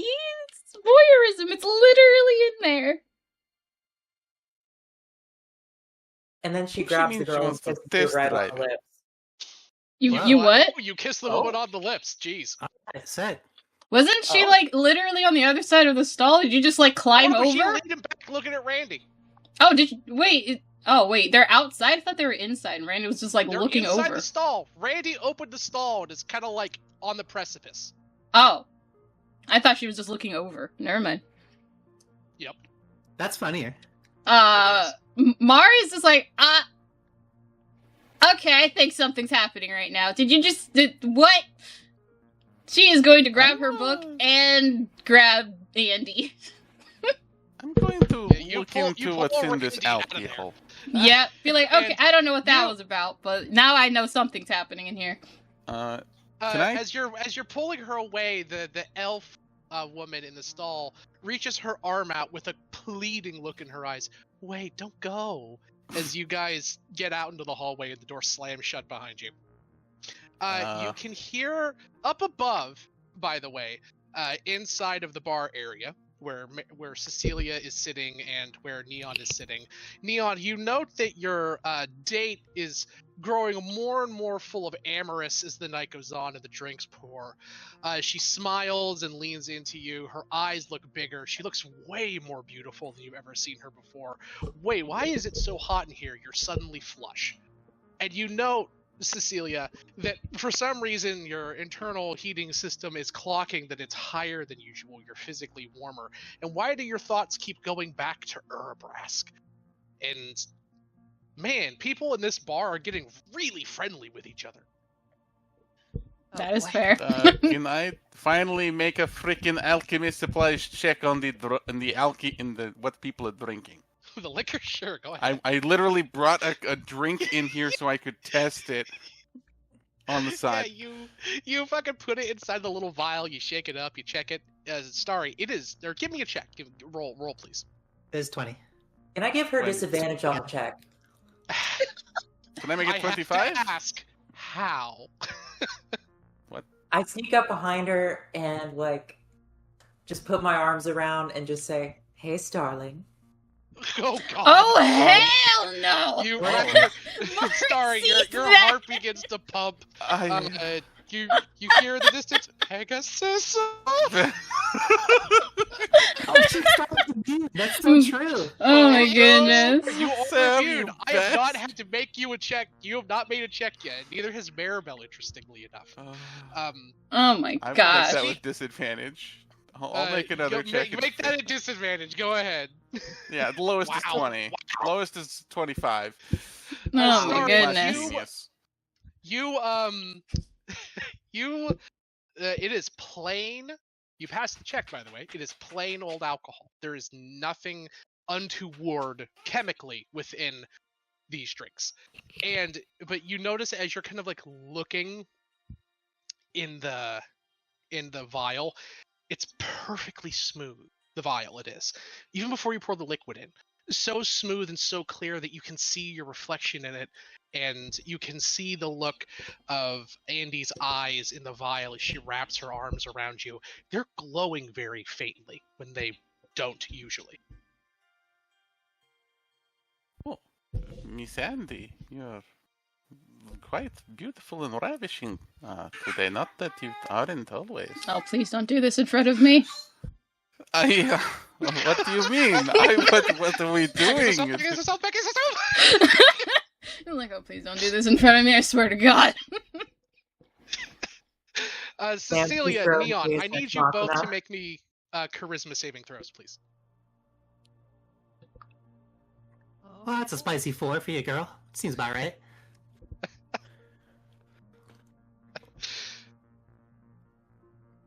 Love you just laugh. It's very reassuring. Hey, Oh there my we go. god, Cecilia, your machine, the weakness of the flesh does not hold sway Damn. over you. You are steel. You are pure. I mean, there's no one in this bar that's my type, I think, frankly. Oh no, there's a couple of particularly handsome Warforged gentlemen that that would probably fit your Oh, never fancy in mind. here. But it is the effect that is happening to everyone else here is not happening to you. In fact, you note that, wow, everyone in this bar is getting really horny. What the fuck? As Neon, you Yeah. gain the flaw that is a curse. Yeah. My inhibitions are supernaturally lowered, and I have a hard time saying no to any request. Or actually, no, it would be the exact same as Andy's. I'm sorry. It wouldn't be different. It would be the exact same as Andy's. I have an urge to corrupt the innocent. Alright, can we get another round? Can we get 2 more rounds? The bar says, absolutely, dear, on the house. And he slides you 2 of the cocktails. The red and silver liquid inside swirls and looks appealing to you. The cherry... The cherry liquor resembles lipstick. And she says, it is, and begins to drink. And you both fall into waves of dizziness and delight. Yeah. Mari's gonna say, I don't know what's happening. Let's go check on our friends. I don't know what's happening. You guys What go the hell? back upstairs. You've seen Maribel. Vivian with gratuitous amounts of alcohol. And they're getting very close to each other, we'll say. Cecilia seems unaffected. Maribel, there are people inside of the restaurant. Odd that those both start with resta. Inside of the restaurant that are furthering to give Andy examples on exactly what voyeurism and exhibitionism are. Mari's just like, what the hell is happening? I know some of us don't have our weapons, right? Because of the rules. None of you do. I'm gonna go out. Uh-huh. And I'm gonna get them. You go out, the people outside, the guys that are, you go outside and there's, the little barge that took you here is currently about 5 or 6, actually about 2,000 or 3,000 feet. Now that I'm looking at the scale, it's about 2,000 or 3,000 feet away on the dock. You are currently floating alone on the bobber. And Maribel, the book is beginning to tingle inside of your backpack, almost vibrate, one could say. Mari will look at the book like, what the hell are you on right now? Why are you tingling? Because it's mine, bitch. Oh shit. Oh, here she'll from look behind you. Well, that's not good. You turn around, Maribel. You see a tall, impossibly beautiful woman. She has deep crimson eyes, long flowing robes, horns that twist up above her head. Her robes, you realize as you look closer at her, are a part of her skin, mottled but elegant all at once. A long tail drags behind her, and leathery bat wings extend around the bottom of her waist, sort of like a frock coat, I think is what those things are called. And she says, you have been abusing my gift to the cosmos, twisting my baby for the acts of good. She points this long, writhing, tentacle-like whip at you with little barbed tips on it. Mari's just gonna, like, narrow her eyes and be like, reading the book is corrupting it?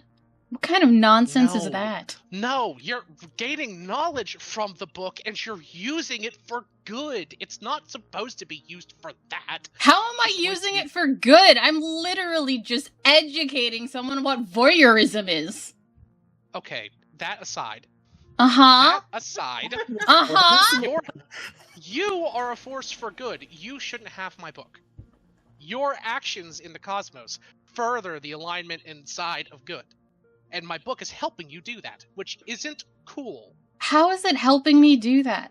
I haven't even used it beyond reading. Then you shouldn't worry about giving it back. No, because I haven't finished reading it yet. Listen here, you shit. That is my book. I paid for it. What are you gonna give me for your book back? It's my book. She thinks about it. How about 10 of the best minutes of your life? And then not you enough. Give me my book. Whoa. You think Yeah, 10 minutes is worth anything to me? Come on, I've lived a long time. Bitch, you're barely worth 30 seconds. I'm being generous. Well, too bad then. Your book is mine. And this is what this woman looks like. Feels like a good 10 minutes. I have bigger tits than you anyways. Alright, now that's Oh. what matters. Oh, She looks at you and says, "Do you?" And suddenly she's a G cup. Oh, well, at least now my back doesn't bother me. Not you, her. Yeah, no, and that's what she said. Well, at least now my back doesn't bother me because now her tits are so big, she's gonna have back problems. She says, "Back pain is an issue from once. I can make my form as lustrous and succulent as I please." Oh, so with you're no not effects on my natural. health. Okay. She goes, "No, honey, I am natural. I'm just as I please." And then Uh-huh. she shifts into a large, strappingly attractive man with rippling biceps, scales along his arms, and just enough beard to be ruggedly handsome. Well, if only you had a good personality to go with those looks. Then maybe you'd do something for me. I'm going to kill you now. Roll initiative. don't forget about that horn of Valhalla and the coiled feather. Okay. You guys do not have your weapons, I will remind you. Those are not boy. weapons. Those are simply items. I know you have. That's fine. But I'm just reminding you that you do not have your weapons currently. Are we all It's not here? really a weapon. You. Yeah, we're we'll all say here. that you guys are on your way. I'm inches away from snogging with a hot elf. Those inches are getting smaller and smaller by the round. Yeah, Mhm. Yeah. Yeah, You didn't think that guys. again. By the way, what you guys are, since the ball has kind of dropped, what you are all experiencing right now is the regional effect of Malconthet, who is the woman in front of Maribel, who is the queen of the succubi. Ah. Well, that's That checks. kind of not lucky for us, I guess. No, it really ain't. You guys are on the outside platform of the outside of the bomber, which is right here. Right here is the door. By the way, she has been chasing you guys for since before you got into since Thunder Junction, and every session and basically downtime, I roll a D percentile dice to determine how close she gets. Every time the check fails, the DC to beat it decreases on the percentile because she's getting closer by 5. Currently, it was 35. In other words, she has to roll 35 or lower to be here. She rolled a 12. I'll do it. Yep. Cecilia, Starry, Maribel, place your tokens right here. I have to actually make a Malconthet token. 1 second. Wherever the heck Andy is, I guess.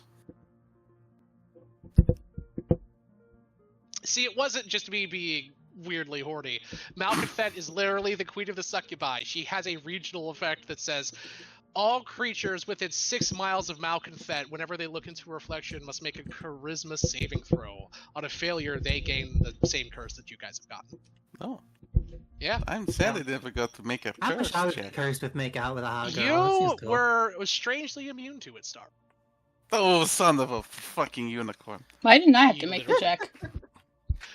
Because you are the person who has attuned to the book the most. Ah. Interesting. See, I wasn't being stupid or horny. You were being a little horny. Hey, Okay, I was horny exactly in one instance. The rest of this is purely by mistake. I'm just saying. One instance or your whole life? Hmm? You know what? I do have a wife. I can't even. Not my whole life. Only for the past let me think, 15 years ish. Oh, Yeah. nice. Something like I don't that. know if you're chilling. Let's go. I Yeah. have a terrible suggestion. Awesome. Do tell. Look in your messages. What? 1 second. I'm trying to find a token that'll work for the adorable elf girl. Here, we'll use this one. I sent you a token, I think, on Discord. You did? Somewhere. Oh, It's somewhere. It exists. Oh God, done. That's so funny. Somewhere. Oh my God. Yeah, that works. That's awesome. Huh. And Malconthet well, looks whatever. at you, Andy, when you stumble out, and she says, "Bitch, you smell familiar, like a good way. Oh my. Have we had relations? No! You sure?" She Andy looks is at you. just like kind of taken aback, and then summons her packed weapon. Oh! Huh. I don't remember. No, you're not one of mine. Oh well.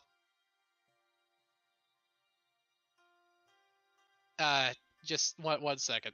How does Cecilia react to all of this flagrant horniness?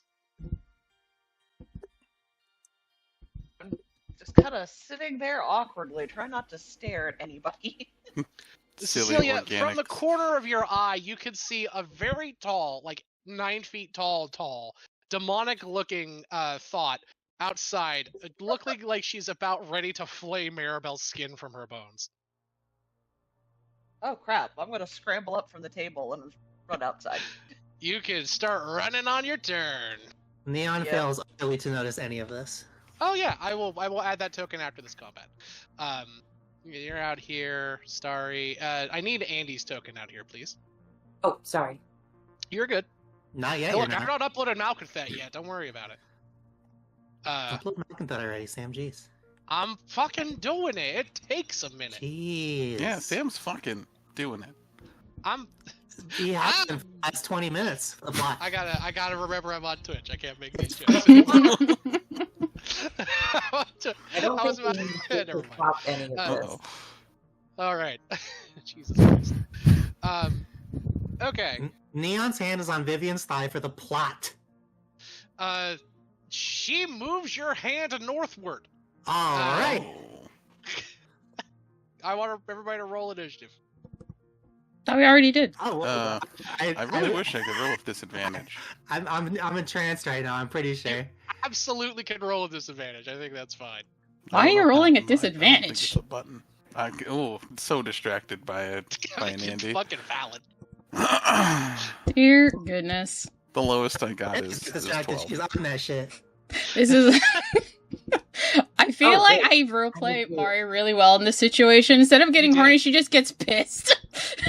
No, you absolutely did. She's just mad. She's like, I hate this so gosh darn Mari.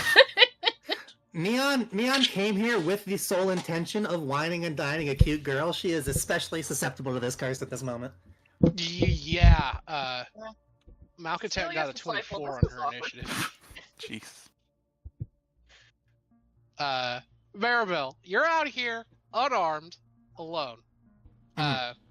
This woman raises this enchanted whip at you. That's a part of her arm. That's her tendons. Mhm. And she makes 2 crimson whip attacks at you. Okay. Kerslap. What's your AC? Probably hits. It's gonna be, mine is 18. You have no resistance to acid damage, right? No. If it helps, I will shield. What does that make it in total? 23? 23? So that's that. 1 hits you. Yay. Damn. Should be more than a sec. That. You take 42 damage as the whip rips into your chest. Ouch. And then, bonus action, she yoinks you within 3 feet of her. The whip quickly wraps around you, grappling you. And then as a part of her multi-attack, she gives you a peck on the forehead. Give me a con save. Oh. Con. It's pretty Good God, you pass. Nice.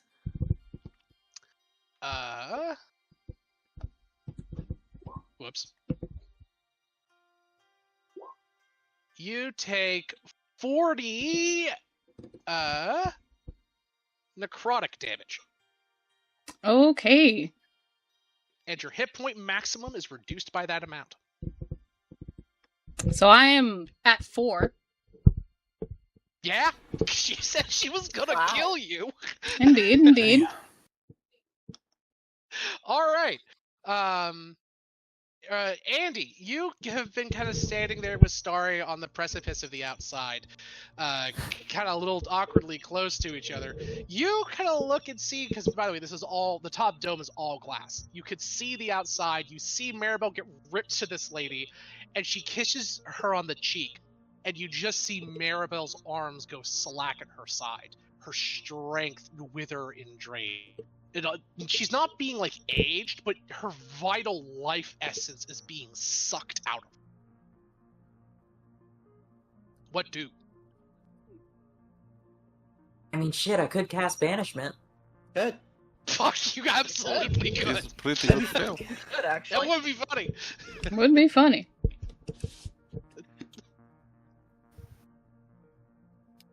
But also, she likely has legendary actions, so do consider that. Legendary. It's also If she has, charisma, if she which has is her region highest effect, stat. if she has regionary Oh. effects, she's got legendary actions. Oh god.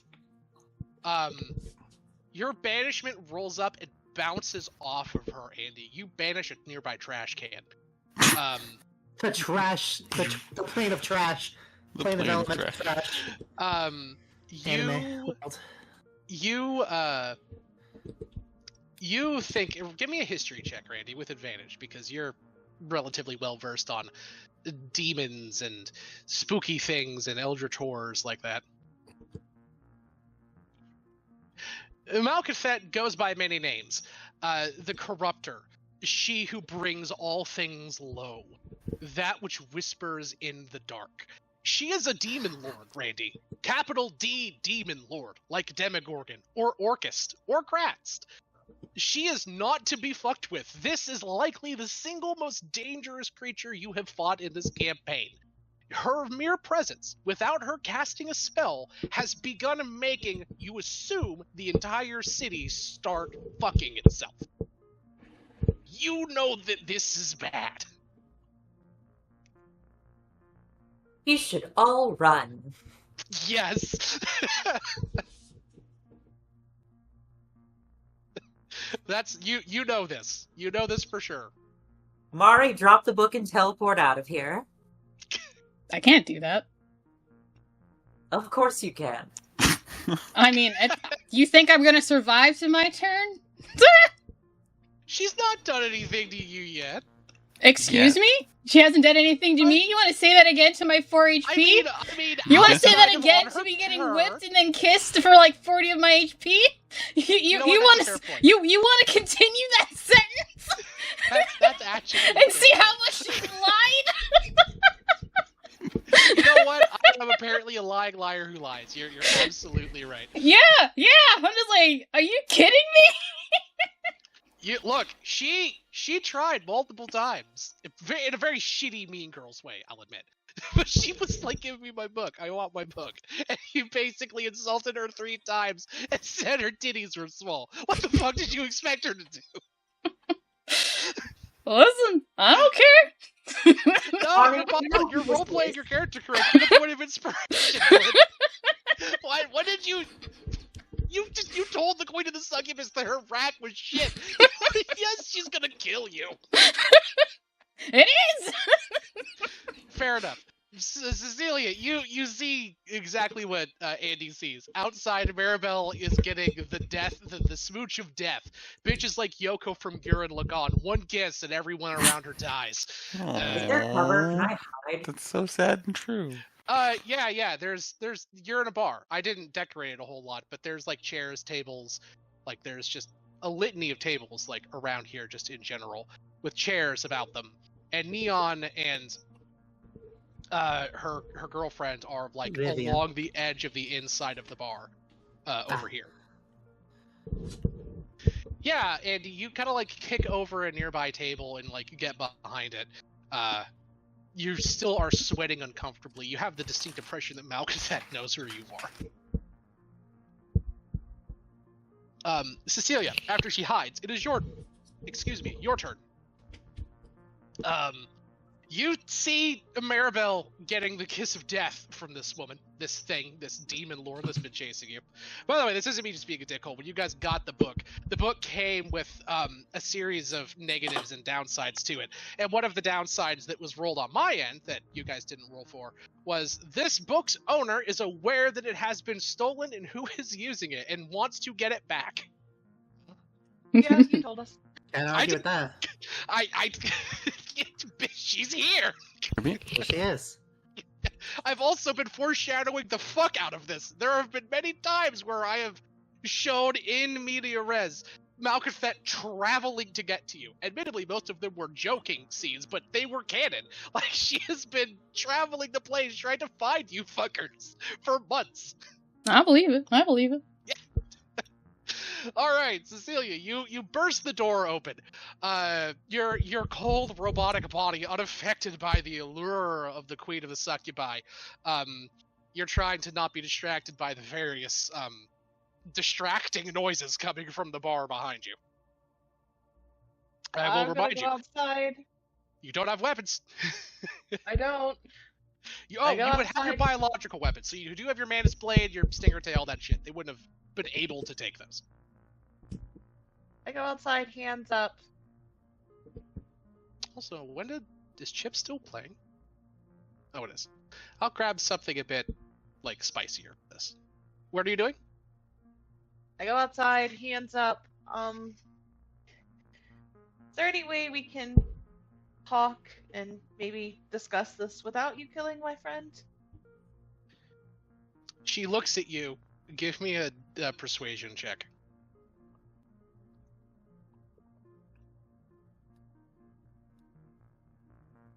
No, it's pretty good. Whoa, that's very good. I didn't expect that. Jesus.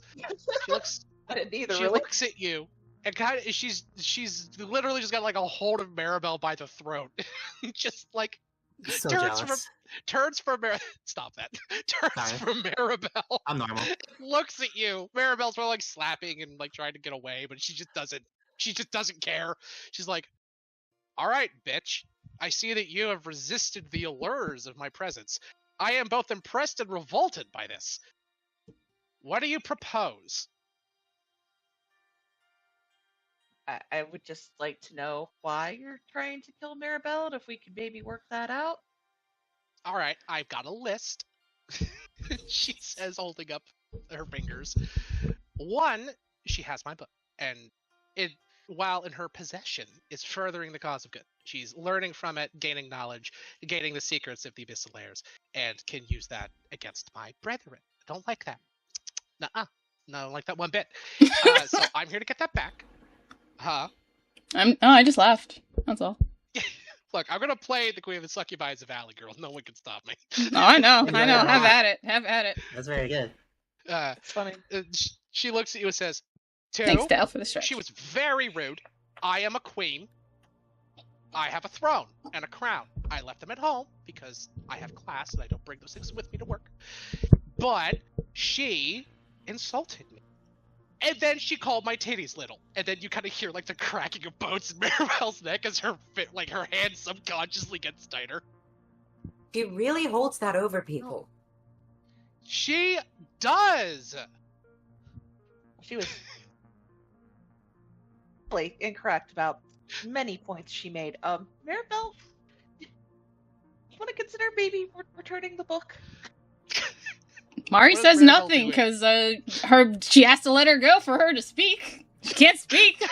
She's getting choked. She's like, You hear a plopping noise as the whip extricates itself from the top layer of your flesh, and your windpipe suddenly has access to clean air again as she releases you. Well, air. Air. You know what I mean. You feel a wave of relief, then a horrible searing annoyance as you remember where the fuck you are. yep. It's like, yes, air. I mean, she's gonna cough. At like, I don't know. Can she do something? What would you like to do? We're out of initiative for the moment. Subtle Cecilia's cast with her- teleport. Okay. Just yourself, or I mean, teleport requires us to hold hands, so yes. shit. Just herself. You're still Oh. here, okay? You're such a bastard. I love it. Sure, that's fine. Where are you teleporting to? Our weapons. Fuck. Okay. You teleport 2,000 some feet away to the thing. Yep. As you do so, Malconfet just immediately slowly turns her head in the direction that Maribel goes to. I'm gonna move Maribel over here. It's almost like she knows exactly where Maribel the fuck is at all times. Yeah, I mean, that's crazy. perfectly fine, but she's like, yeah, no, don't like she this. turns back and looks at you, Cecilia, and says, Celia she generally just killed. looks shocked and horrified. Malconfet says, "Badly for you, bitch. Your friend just killed all of you." What else you guys say? That was your communication for the turn. You still have your action and bonus action. Yeah. Gives it all to run inside. Anyone else hear that JoJo music kick in? That was baller. Yeah, that was redeemed. Thanks, Stoic. Good stuff. Appreciate it. Inside Wait. duck under a table. Go. My You run black ship inside muted, and I duck have ship under a muted. table. Absolutely fair. Okay. Alright. Starry, you see Maribel teleport away, and you hear this woman say, "Your friend just killed all of you." What do you do? I've died many times. That's Do true. Do you wish to experience death with us? Who are you telling that to? Ah, this lady. Oh. Wait. Starry, that's a good point. Like, you recognize me. Yes, Miss Andy? No, Malconfet. Malconfet looks at you. It says, "Recognize" is a strong word. I recognize your smell. You smell familiar. Okay. Well, every time we die, we come back as a slightly different version, and we don't always remember. So, there could be a version where you know us. So, maybe don't kill us immediately, we can figure this out. Alright, fine. You make a good point. I won't kill you. Oh boy.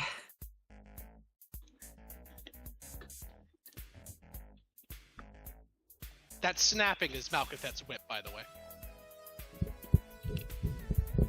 As she plays the grooviest battle theme in my limited selection of Damn. Groovy. Andy, what do you want to do for your turn?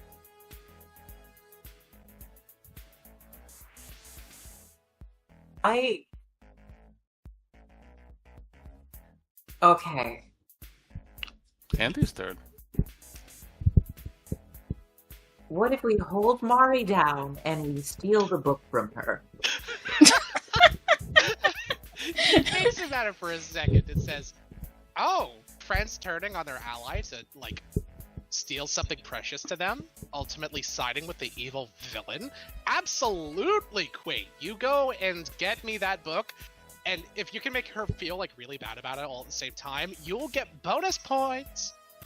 I'm not sure I want bonus points with you. Oh, you do.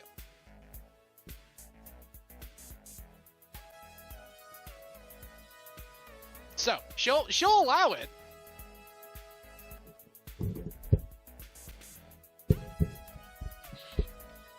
So, what are you gonna do, Randy?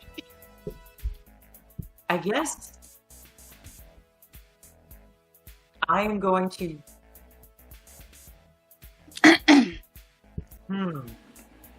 I can't ready a movement and I can't ready a bonus action.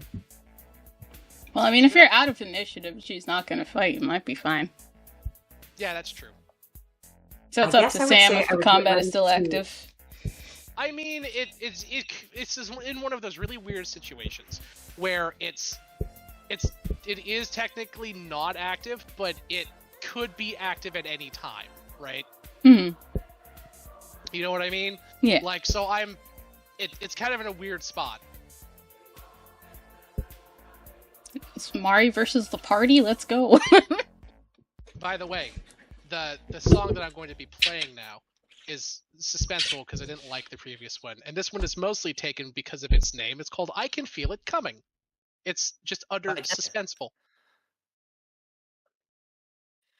Like And the that- imminent death at the hands of the succubus. Yes, that's exactly correct, Twitch. Yes. Yep. Thank you for the Alright, hydrating stretch. I guess Andy is going to, like, get ready got her- to... She's got her arms crossed, impatiently waiting.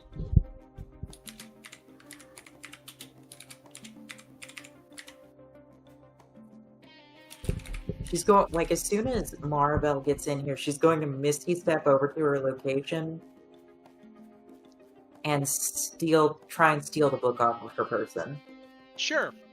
The problem is Maribel's a few thousand feet away. Yeah. But she's coming back with the weapons, isn't she? I Probably. don't know, and neither does Andy. Maybe she fucks off. We don't know. Okay. I guess we'll wait here for a second, and then if she is plainly not coming back, Andy's gonna go looking for her so that we don't all die. Okay, thankfully this has officially looped back around to Maribel at this point. Maribel, Mhm. you're- I didn't take a turn. Oh wait, did we skip you? Yeah. Yes, we did. I'm so sorry. Starry, I must have hit the button twice. Starry, it's your turn. You notice something unnerving at the start of your turn, by the way. The influence of Malconfet, we'll say, has begun pulling people from, say, just general lustful endeavors like one would expect from the Queen of the Succubi, to weirdly, violently sadomasochistic endeavors. People in the bar are kind of biting each other in a not cool way. It seems to be just from what you can immediately tell. Like if you look to the buildings nearby, like 100 or 200 feet away or something like that, or 1,000 feet away, you don't see other people doing this, but the people that are in within really close proximity to her are being like intoxicated and are getting dangerously freaky.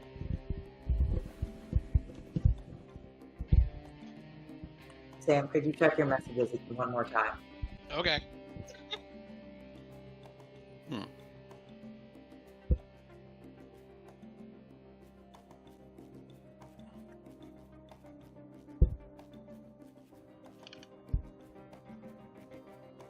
And yeah, she looks at you and she says, "Are you sure you're not one of mine?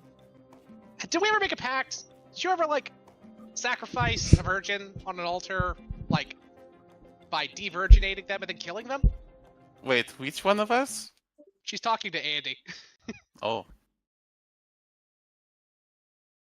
No, Not since Wednesday, but that had nothing to do with you.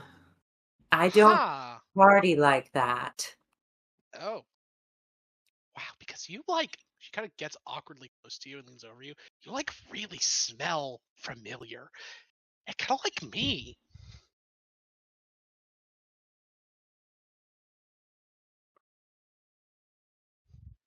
You note that the shape of her horns, Andy, do kind of vaguely resemble yours. Mommy? The hell? Mommy? Anyway. The hell? Oh wait, that's the wrong one. Here you go. She kind of like just floats through the wall.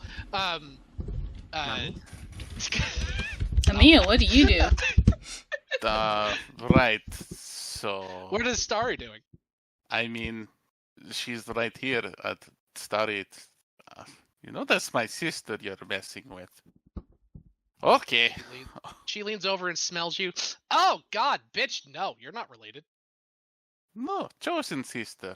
That is how I okay, choose. like that. Yeah. Kissing sisters. Got it. Sure. Incorrect. I'm sorry, what? It's Malconfet being Malconfet. Bonus action. What kind of creature is this lady going off of a knowledge is check? a archdemon. No need to check. Is You that know- like a fiend? Is that like It is a greater fiend, an elder fiend. Okay. Also, Chip, why are you not responding to my goddamn commands? 'Cause he's chosen to not listen. I'm trying. Chosen Incompetence? Chip is busy being horny in the bathroom. Oh, Chip, here's some cold water. Get the fuck back in here. Oh. Alright, there you go. I think I need to go corrupt something outside. She kind of leans back and says, "Proud of you." Alright, so do I need to spend my bonus action doing that, or is that just... No. Is that just no? You just know. Okay. You just That's know. fair enough. I will bonus action chug a potion. You chug. Glug, glug, glug. Potion of boldness. Useful. Not bad. And then Starry will lift up her sleeve and reveal a tattoo running up her arm. Sure. And with that, cast Hallow, a 5th level spell, upon this area. Specifically targeting her creature type, which is, you said, Fiend. Sure. Give me a... 1 second.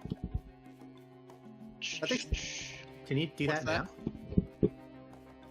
Why It's not? my turn, right? Well, Yeah, the she casting can. time is 24 hours, unless I'm... Oh, that's And good point. I didn't realize Spell that. Rot Tattoo allows me to make any spell into an action.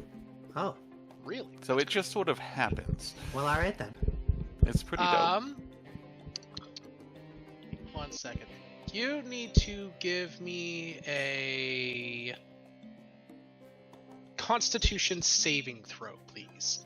Interesting.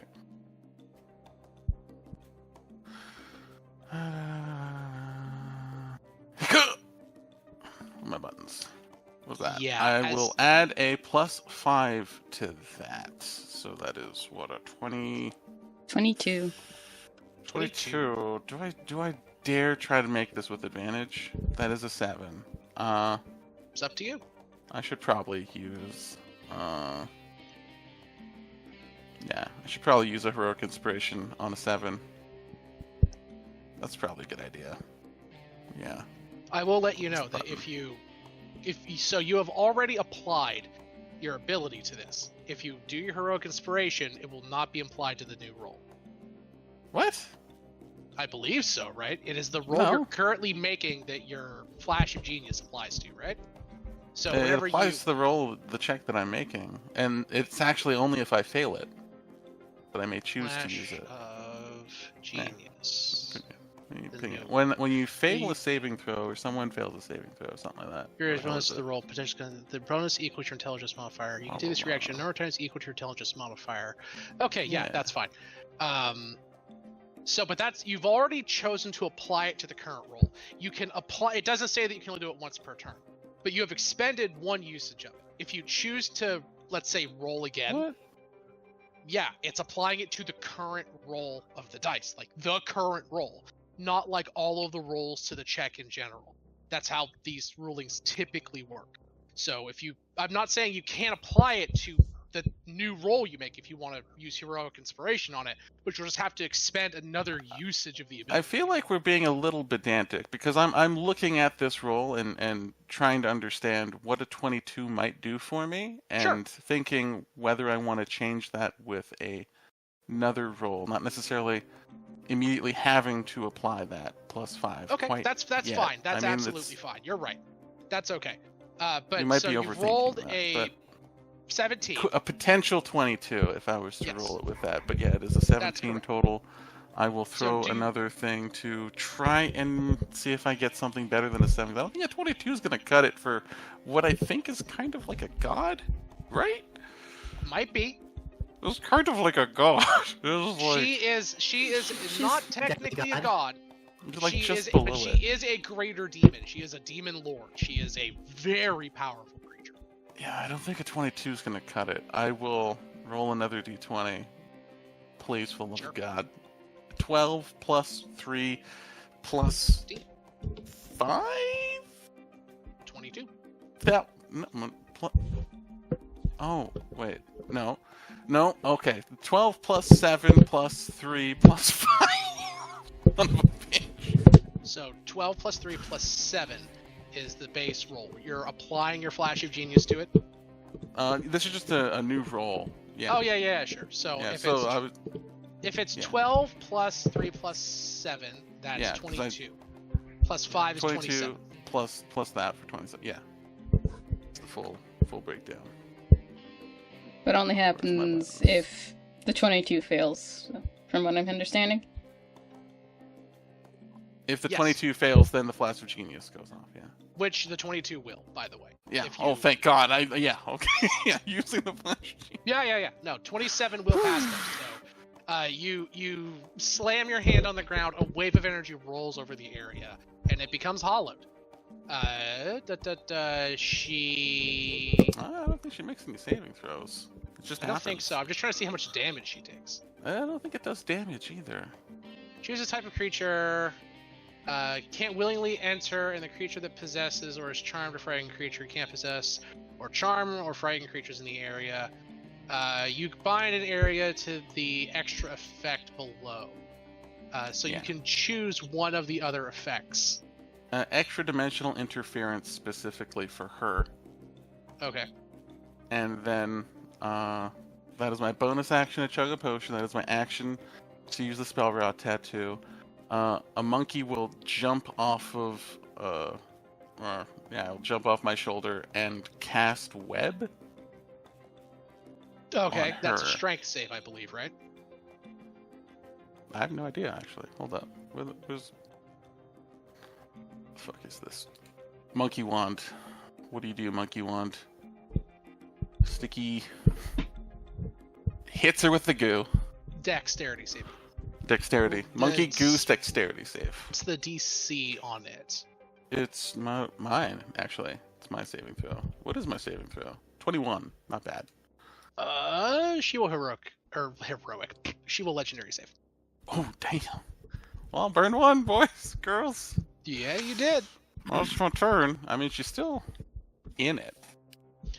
Yeah, she is. She has less movement speed.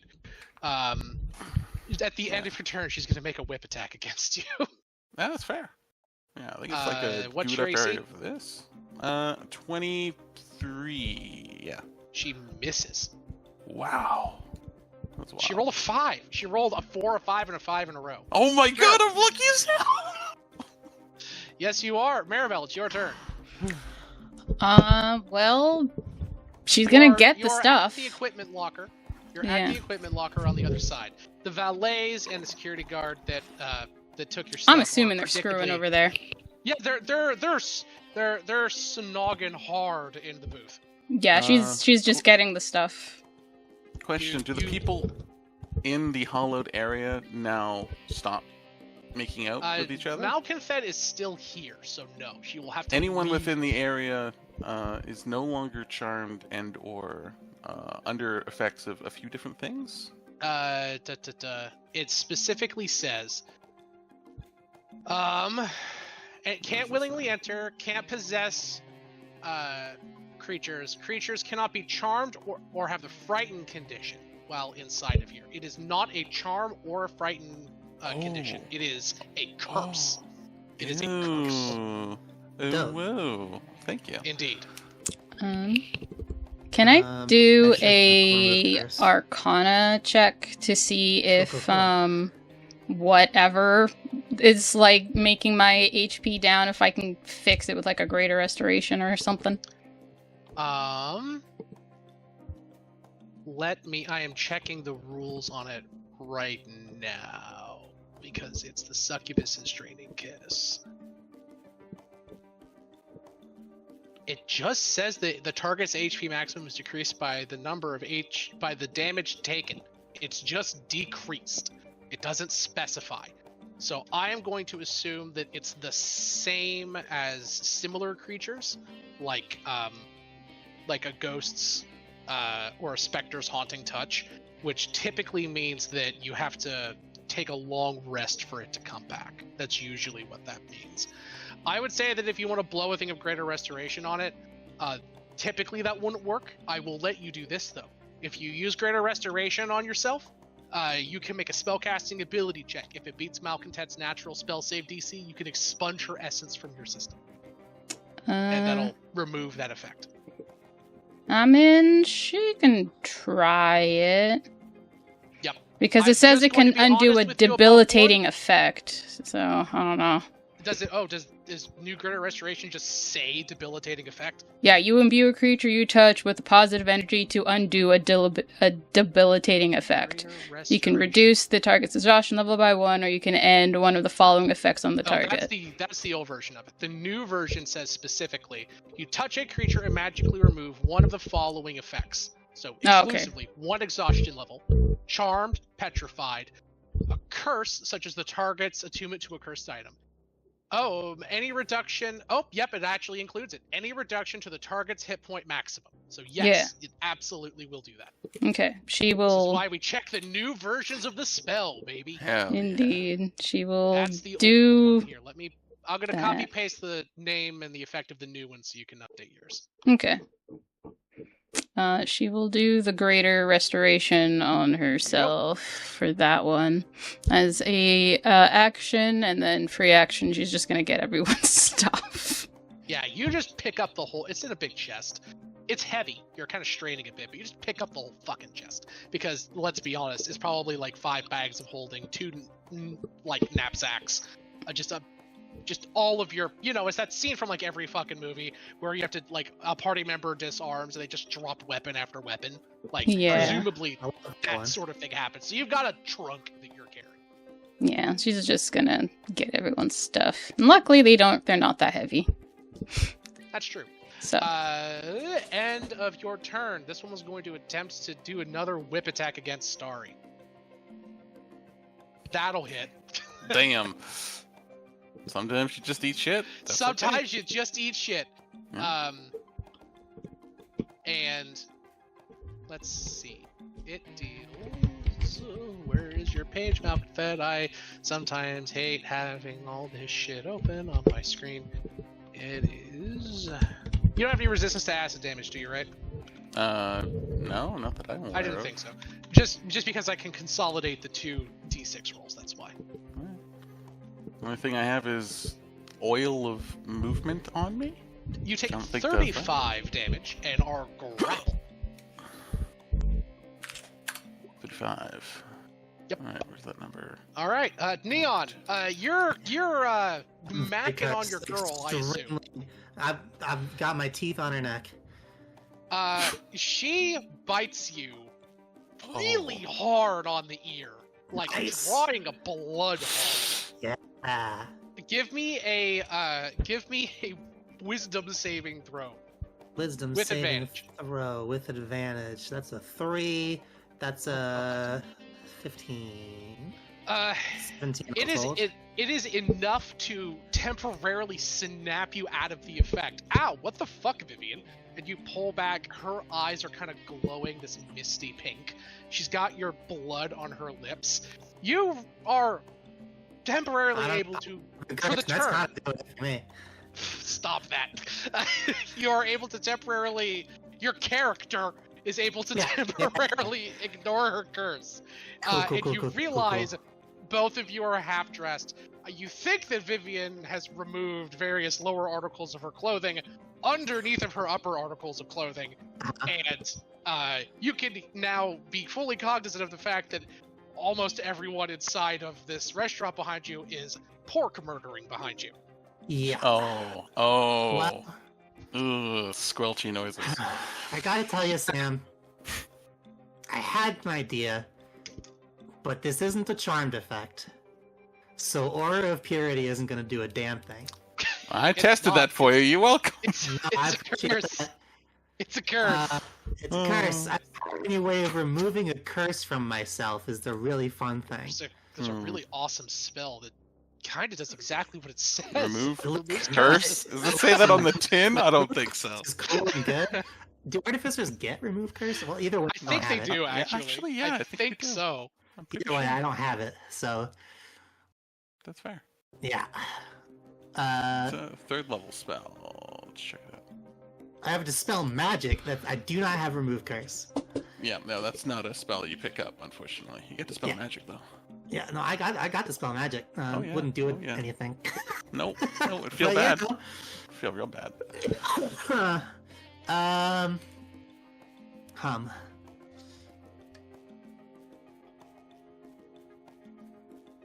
That would be funny. Fucking banishment again? That would be No, funny. I don't have access to banishment, unfortunately. I do have access to Mordenkainen's faithful hound. An odd choice given the circumstances, but sure. Well, here's the thing. Interesting. I have no guarantee that I'll be able to move on my next turn or do anything besides try to tear out my girlfriend's jugular with my teeth in a very Oh. sensual manner. You Interesting. will have it. You will be. You are cognizant until the start of your next turn. So basically, So- at the start of your next turn, you're going to make another save. This one not with advantage. If you pass by a certain margin, you're able to ignore it for another turn. If you pass it by her total DC, which is 24, the curse is removed. Make sense? I'm incapable, I think, of getting a 24 on a wisdom save, so that's fine. That's unfortunate. But so my thinking is, if I get a guy who will do stuff without me needing to be Oh, Lisa? yeah. that's good. That's Uh, true. That was my train of thought. Does Black Album count as a weapon? Would they keep Black It is- Album It is away? an extension of your soul, is technically what Black Album is. It would basically be a part of you. So I can summon my cool combat robot. You may, Dope. I might do because it's that. not like typically floating around you, right? Like it is sort of in an ethereal know pocket dimension. how it. Maybe. I mean, like, oh wait, you're talking about your robot, your Yeah. little.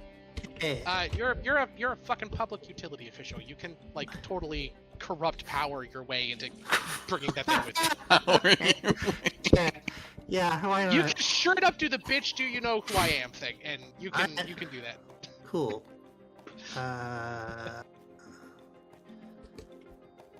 Bitch, Do I'm I not need- the Furbolg, I'm the Furbolg. I'm the Fearbolg. The. Do I need to command my Steel Defender? Axe during your You turn, move, need take to your issue actions an on- command. I need to not issue a command. Not Not continuously. continuously. Yeah. Okay, that's cool. In that case, would they have confiscated a wand? Does that count as a weapon? Depends on what the one does. Shoots a lot of bullets. Yes. So, what would they do Unequivocally. with that? If it's like a wand of smiles or like a wand of dancing, no. Unfortunately.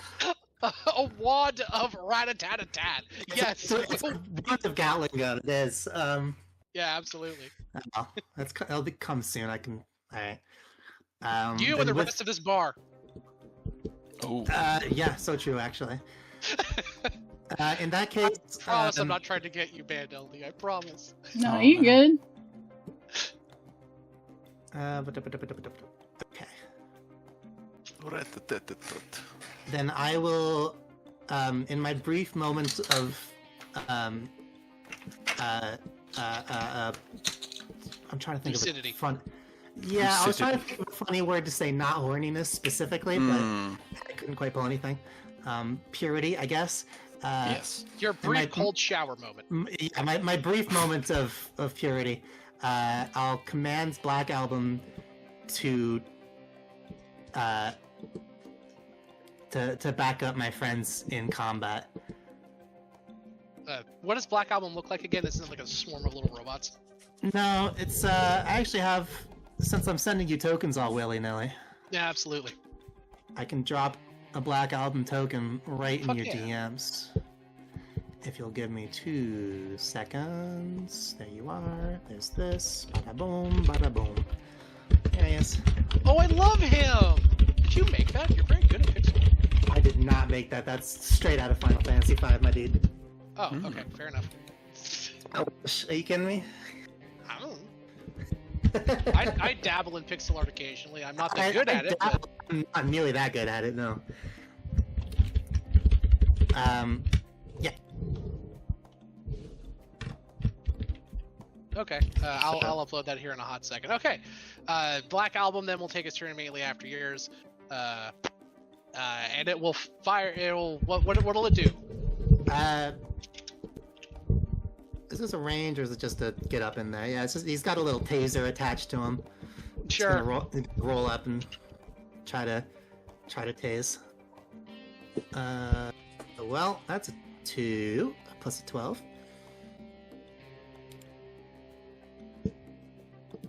I'm gonna assume a 14 no. doesn't hit. Does he get multiple God. attacks? God, no. Well, it hits her.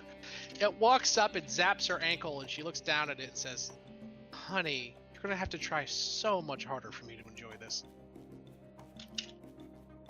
At the end of your turn, she is going to lean down and lay a fat one on Starry's lips. Starry, Oh. give me a Constitution saving. Nani? Wow! Fuck, 27. you actually passed that. 28. That is insane. So you're going What? to take half of this damage. Oh. You take 42 necrotic damage, and your hit point maximum is reduced by that amount. 42? Yup. After reduction. Oh my god, get your lips off of me, you taste like dirt. Whoa! It's her turn. She is going to use her whip to... Please be gentle with her. She looks down at you and says, "Honey, I don't do gentle." And she's going to Honey, attempt to I whip don't do Cecilia. whatever the hell you are, and I'm a virgin, and I would never choose you. She goes, "Icky." Ooh, and that She one. hits Exactly. Cecilia. Ugh. She Wait hits... a sec. She heard virgin and that one. She faltered. She Uh, did. Black Album will take its reaction Uh-huh. to impose disadvantage on the attack roll. All right, so the Because 16 I will roll. I'll Should be count- within 5 feet of it since I just attacked it. That's... Oh, yeah, you're right. That's fair. I will count that one as the first attack with the 16, and that'll miss. I'm going to roll again. Unfortunately, the second one hits. It Okay. actually wouldn't have mattered either way, because if it was rolling disadvantage for the 16, I would have rolled the 8 for it anyway. It doesn't matter. Cecilia, you take 8d6 plus 6. You take 34 damage. You're not resistant to acid, are you? Oh god. I'm not, unfortunately. Okay. You take 8d6 plus 6 and are reeled 15 feet towards Malconthet. You're pulled ass over tits over that table. There's clattering of glass everywhere. Then she uses Draining Kiss on Starry again. Starry, give me another con save. Wow. Oh, this does not matter if I pass. I'm just... It doesn't You matter. actually don't pass. I will use the last not the last. I don't. Yes, my Flash of thing- Genius. Yeah, I have Sure. one more, but it is my second. That Yes. will make you pass. It won't matter. It might. 33. It won't matter. Starry, unfortunately, at the end of this ability, creatures reduced to 0 by this attack die. Well, there you go. And it's not a session until we kill Starry. No So session true. until we kill Starry. I'm sorry. It's kind of lost the edge to it at this point. I would be so you- mad if I wasn't busy necking this hot elf. That's absolutely fair. You all see Starry. She kisses Starry on the cheek. Starry's cheeks kind of like suck in. Her eyes kind of roll up in her head, and she just loses all of her strength and falls to the ground with a thud. You're still Oh, no. disgusting. Andy, it's your turn. She said, she'll look at you and say, "What? She cast Hollow. I find that offensive. It's so bigoted. I can't even teleport out now. And the worst part is that it's not even concentration. I killed the little bitch, and I still have to fly out of here." And she kind of like lets Starry go to the ground with a very unceremonious thud.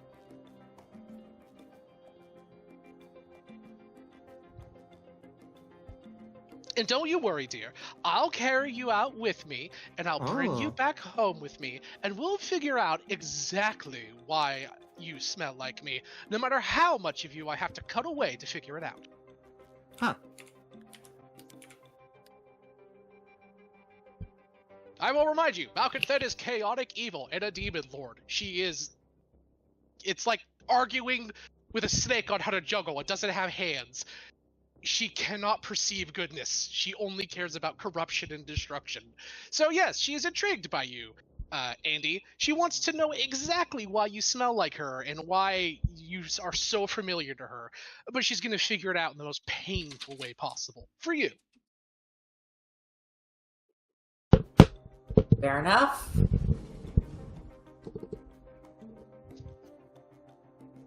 My inhibitions are lowered, right? They are.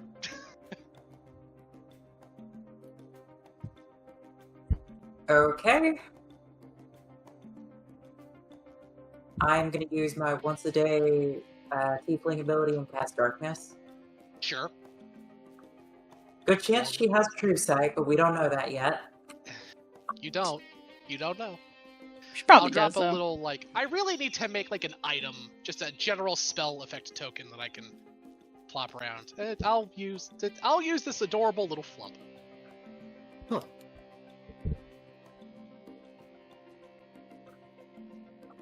Where are you putting your darkness, Andy? I'll give you control of this here in a hot second. I think she'll cast it on just an object on her person, probably the pendant that she's wearing. Oh, okay, so I'll just put it on you. Can I have control of my boy when you have a moment? Oh, yes, absolutely. Then players need to see the darkness roll 20. And where is your... There you go. Control by Miss Neon. That's me.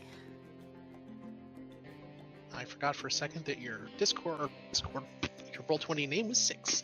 Alrighty, so yes, I'm that. darkness falls down. She's like, I can fix that though. honey, Whoa. I feel so bad, but you... No, I don't.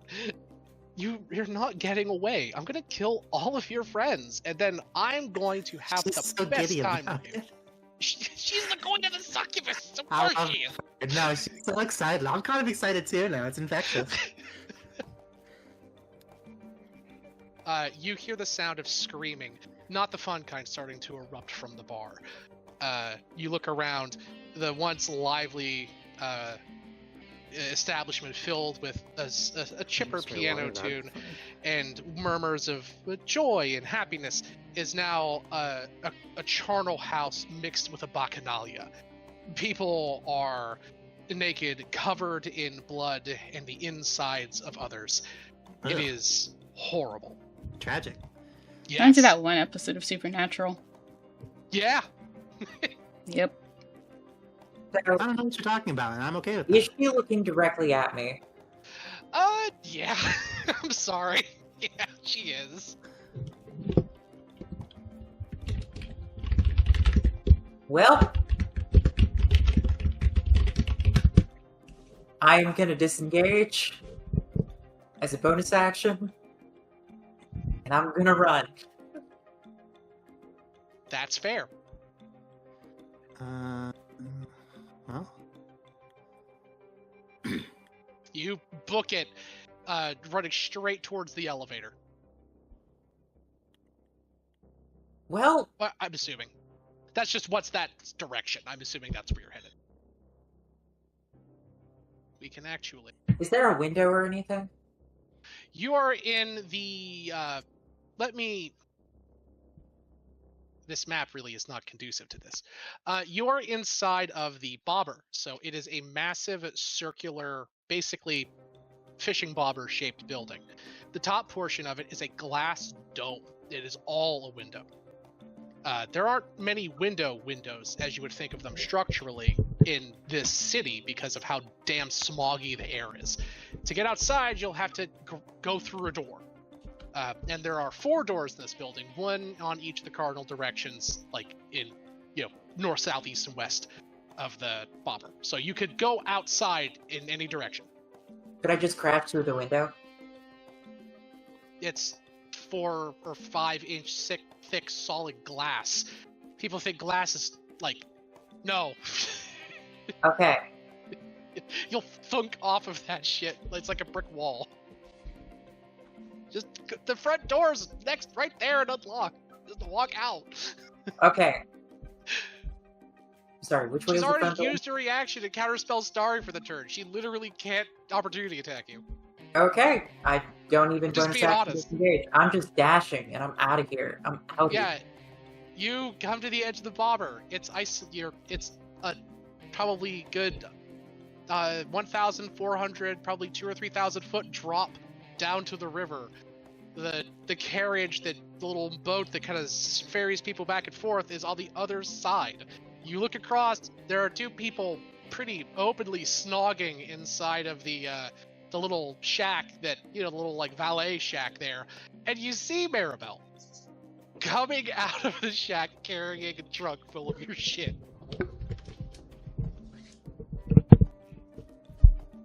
I mean, I'm still ways away, but yes. Well, you're 1,000 feet away. You see a smudge a very pearly smudge that looks like Maribel carrying a trunk. What do you do, Randy? Or Andy?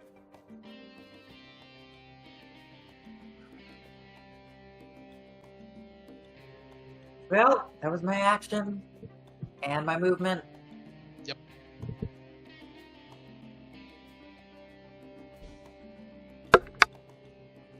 Is there a building or anything else this is near that's like within 30 feet? We'll see. Let's take a look.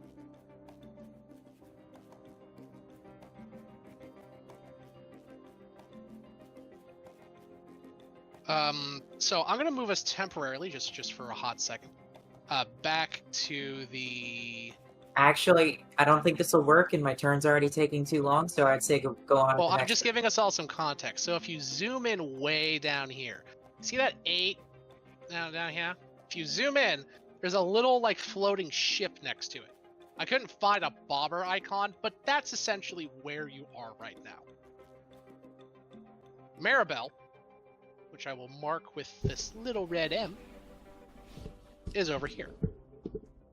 I don't think I did not do this, but the distance between here and here is we're just going to say 2,000 feet.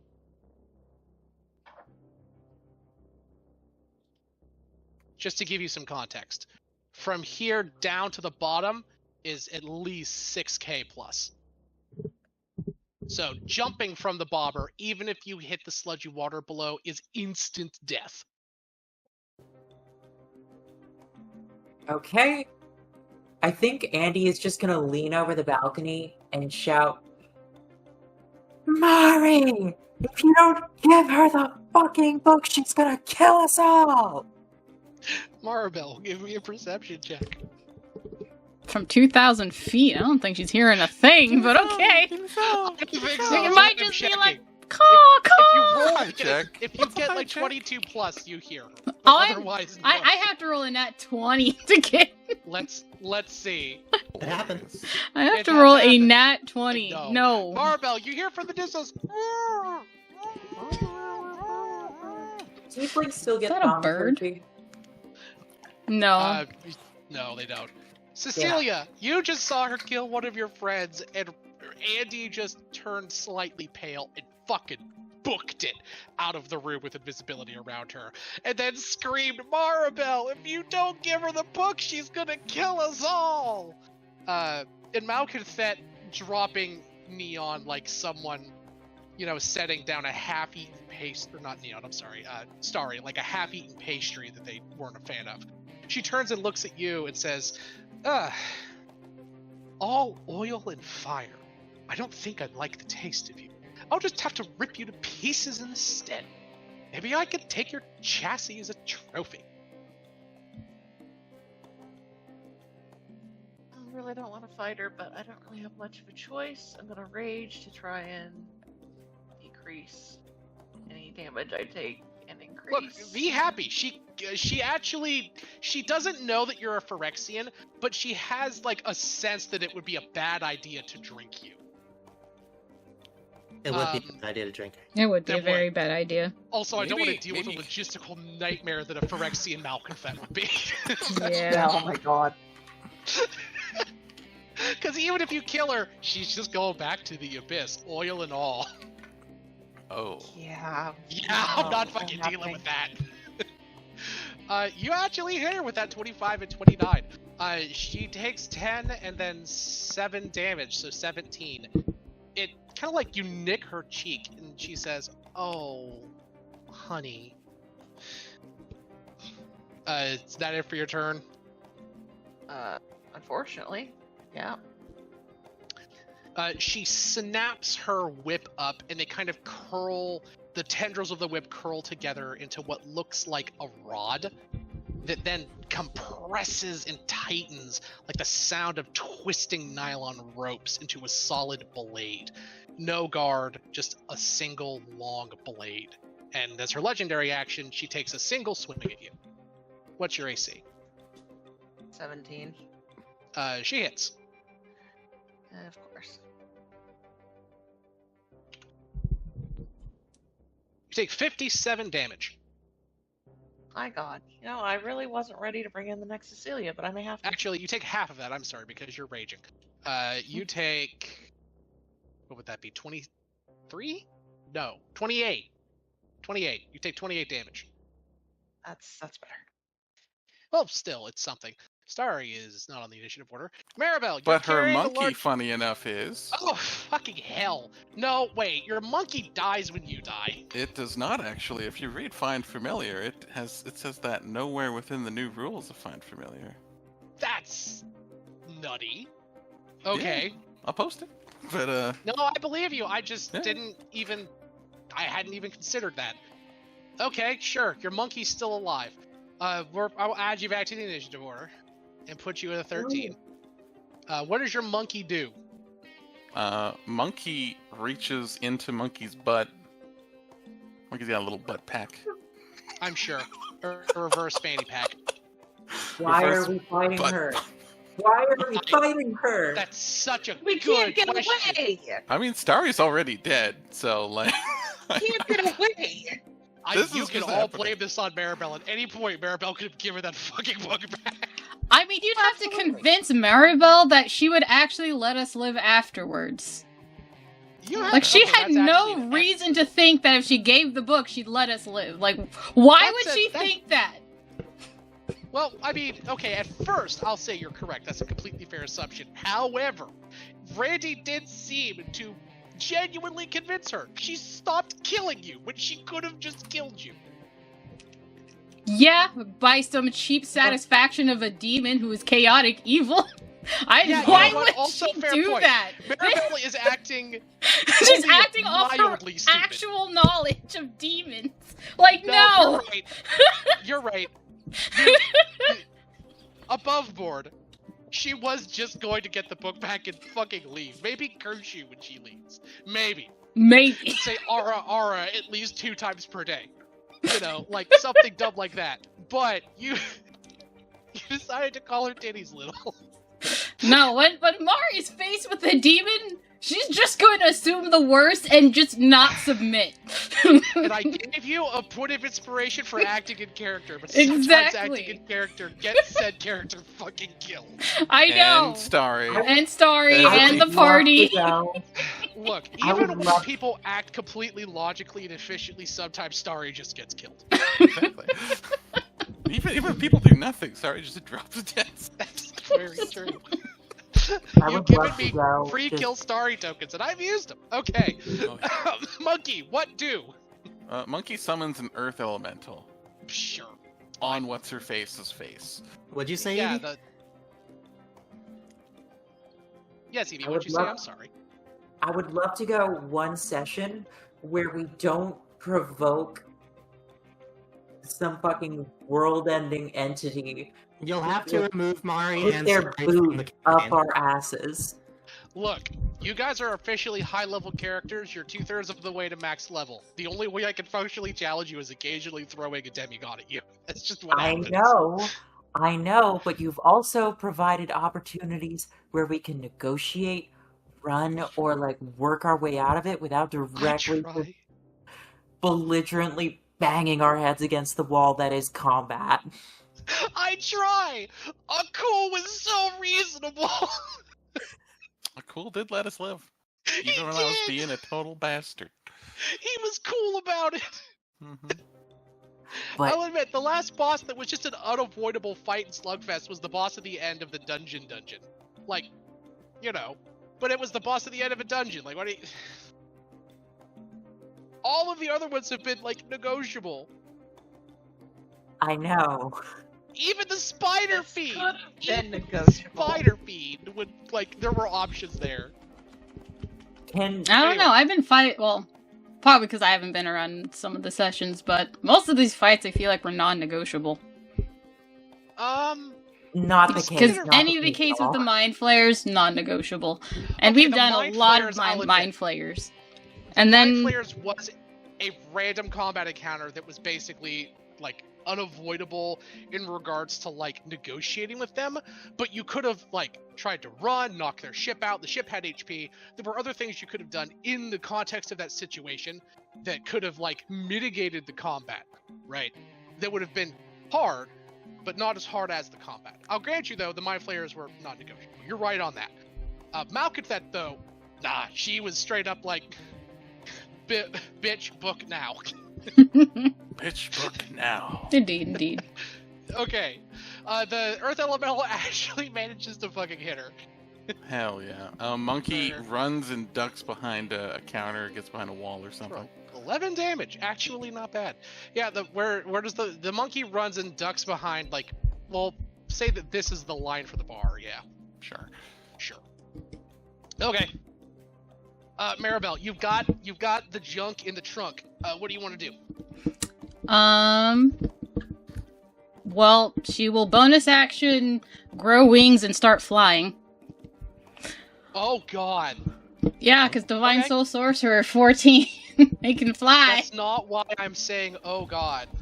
Oh, well, I don't know why you're saying oh god then. 2,000 feet, and I'm going to be generous and say 60 feet per round. It's going to take you... It'll take a minute. It's going to take 33 rounds. Well, it's 40 feet, not 30, but yeah. I said, no, I calculated that for 60 feet, honey. I was You- being Oh, generous. 60. Be That's generous. fair. Yeah, no. Yeah. 33 rounds. rounds is still more than enough time for her to kill all of us and teleport next Well, to you. Yeah, that's fair. I mean, she'll be action dashing, though, so... Okay, that'll so be we'll 80 have it at feet. 15. If it's on your turn, you feel a familiar tug of the green dress, and you know that Starry's dead.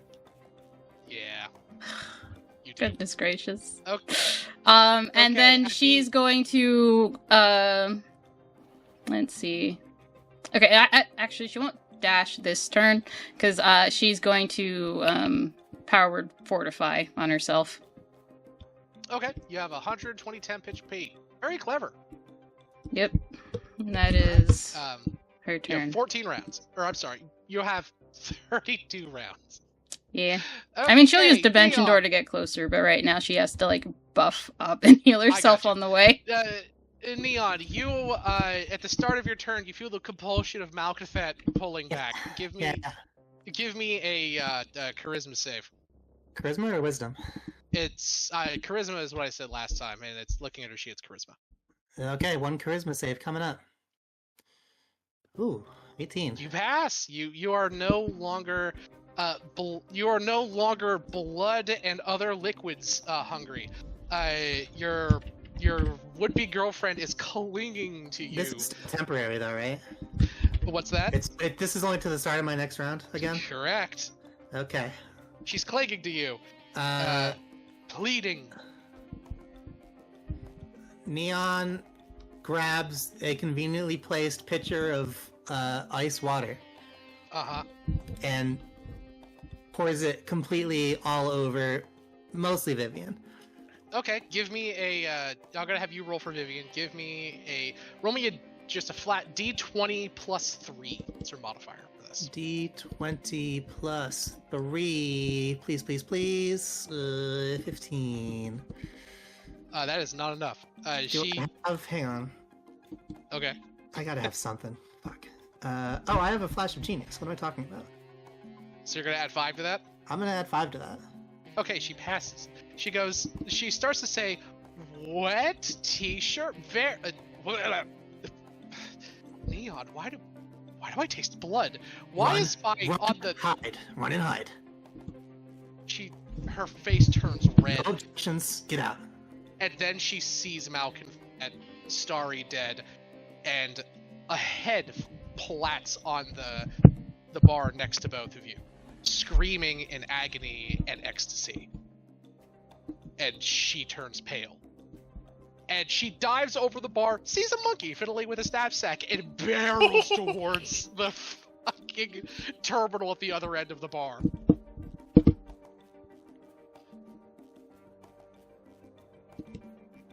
And she begins clicking away, muttering, gotta call the guards, gotta call the guards.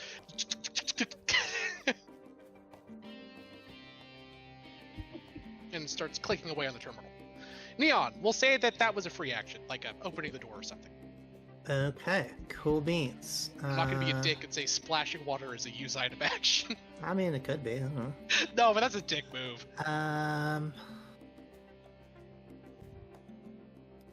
Let's see here.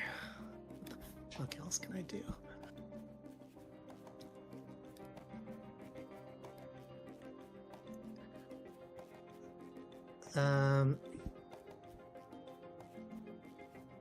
Boy, I wish this was a charm effect.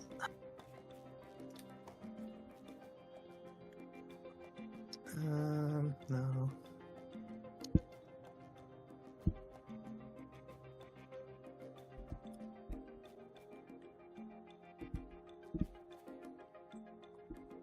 Boy, I'm really at a loss. I don't have my weapons. I'm not terribly charismatic.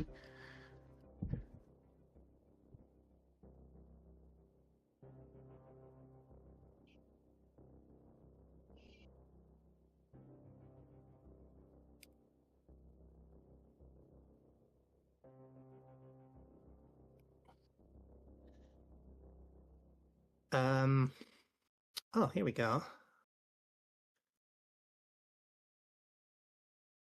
I would like to attempt to distract Malcontet using my ninja arts of distraction that I have. Okay, how? I don't. Target one creature you can see within 60 feet. The target of the ability experiences your choice of an ill-defined image on the periphery of their vision, or hears an imperceptible noise. Sure. Okay, go ahead. So I would like to a fleeting image of Maribel. I don't know, somewhere around like here. Sure. That's fine. Yeah. What does she have to? What kind of save does she have to make? I don't. It doesn't say. Oh. Okay. So I guess it just happens then. What is the read it again? I posted it in chat. It's the distraction. Flow distraction. Target creature 60 feet. Target ability experiences a choice of an ill-defined range periphery. Oh yeah. She just kind of like turns and sees. Oh, bitch is back faster than I thought. Where are you putting it? I don't know. Over here somewhere. She kind of just like looking in that direction. As far away from the bulk of us as I can manage. Yeah, she's looking in that direction. She can't move right now because it's not her turn, but she may do so on her turn. Yeah. It will be reduced because she's currently in some webs, but yes. Yeah. Yes. Wait, doesn't she have True Sight?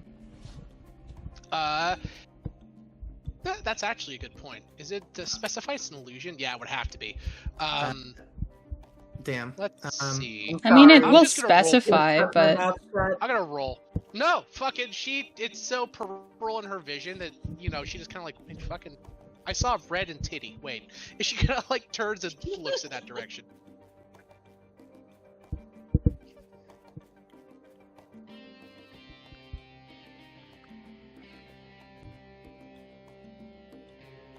Okay. So she's definitely, I can't guarantee she's gonna look that way, but she's looking. Or she's gonna go that way, but she's looking.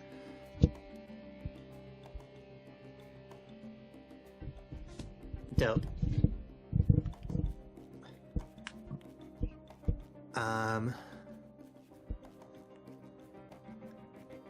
Now does Black Album do anything? I feel like attacking her would be cancel the distraction.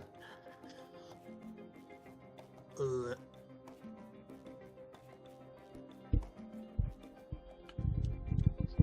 Yeah, I'll have Black Album. Can I have Black Album hold its attack until she's like engaged someone in combat again? You may.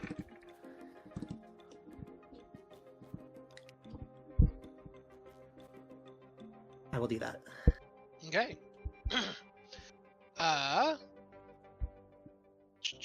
At the end of your turn, she will. Wow, none of her powers really are kind of like coming into play right now.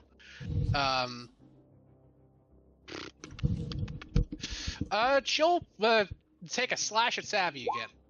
What's your AC, Savvy? 17. You want to attempt to distract her with your robot?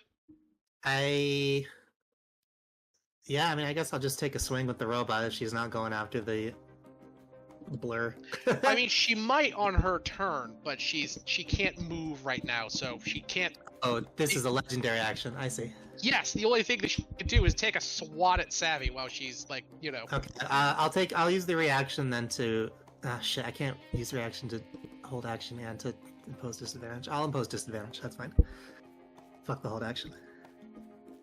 Okay, sure. She'll roll again. Nope. What's your AC, Savvy? 17. She hits. Sorry.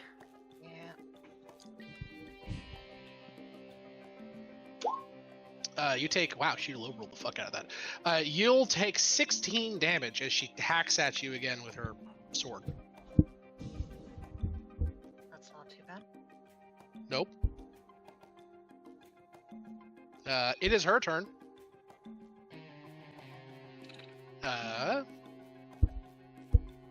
She'll see the Earth Elemental, not care. See the robot, not care.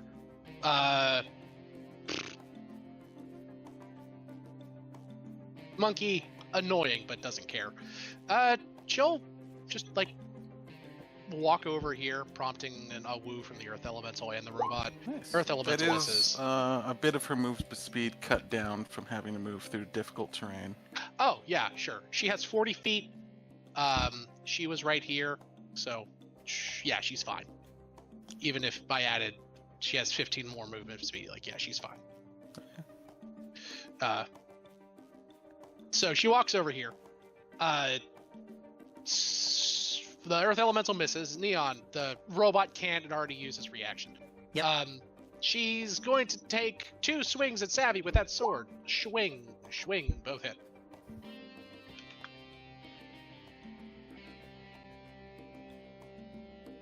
Savvy, you take. Wow, low rolled again, crazy. You take 34 damage. Wait, no. You take 39 damage. My bad. After reduction. I mean, you say low rolled, but it's looking pretty critical here. I mean, considering how many goddamn dice that is, that was a low roll. She rolled 24 d6 at you, honey. Okay, fair enough. Andy, it's your turn. You look back through the darkness, and you see Maribel slowly flying towards you. Maribel's coming, but you will all be dead before she gets here. You know that for a fact. Andy is so fucking angry. Yeah. Fair. You turn and look back. You see Cecilia holding out with her best amount of strength, but you just see oil pouring onto the ground and bits of metal flying all over the bar. Malconfet has turned her whip thing into this weird, twisted knot sword and is just hacking away at her. The Earth Elemental walks over and just slams its fist on Malconfet's back, and she just doesn't notice. Does it look like it does any damage at all to her whenever it does do damage? Dude, okay. It does deal damage to her. It dealt a whopping 7. She has 558 health. Hell yeah. Oh my god. She just didn't notice. Okay. I might want to make an insight check here. Sure. If she finds out that we come back, is she just gonna keep killing us? Didn't you already tell her that? No one told her that you keep coming back. No. It's Somebody did. Andy said. Ivy said. Yeah, Eve said it. Starry said it. Oh yeah, that's right. That's Eve right. and Starry Give said it me then. an insight check, Andy.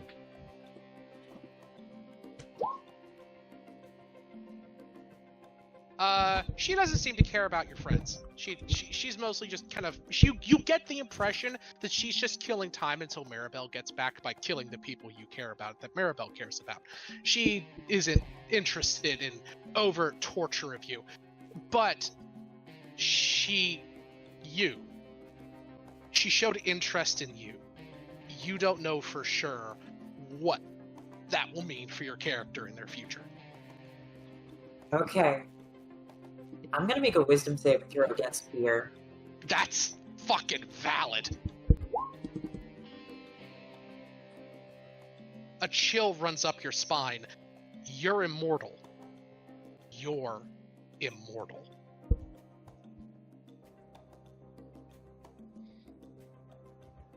And that is not good.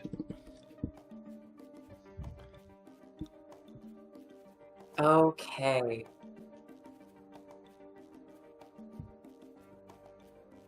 As you kind of look over at her, a person walks by covered in blood. Malconfet just looks at them and goes, "Aw," and flicks her fingers. The top layer of their skin, down to the muscle, just falls off.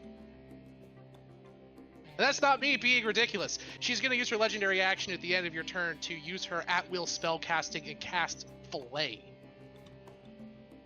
Filet, filet, filet mignon.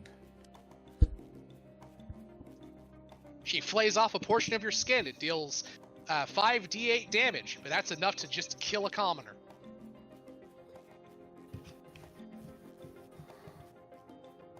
Unless she rolls all ones. No. Oh, 5d8 commoners have a HP. baseline HP of 4. Yeah. You just see her snap her fingers at someone, and their skin just falls off of them. They stand there for a second. You think they might be trying to blink, and then they die.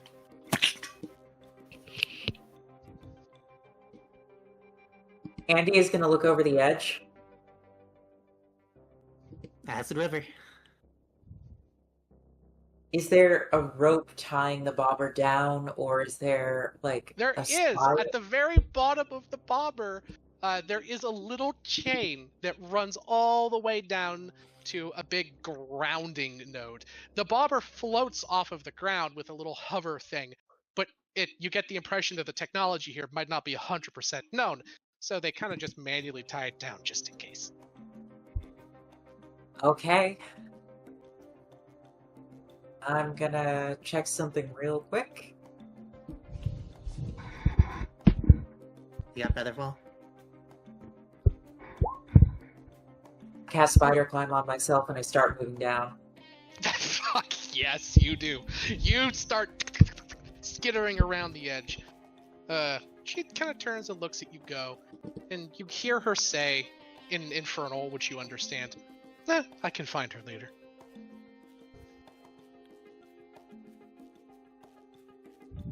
You run, Andy. Cecilia, Neon, Yeah. Yeah, hey. you see Andy run over the edge and just flee. Well, She uses her legendary action to flay a commoner. 5 feet from you, Cecilia. A commoner in the throes of this effect of Malconfet just loses all of their skin and dies. What do you do? Well, I'm certainly going to die anyway, so might as well keep flailing.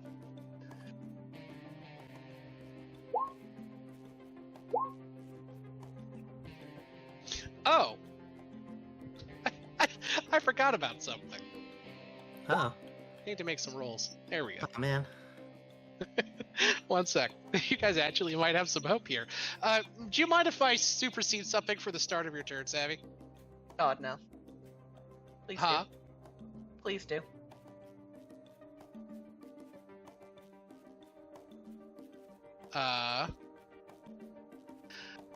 One, I only have this token.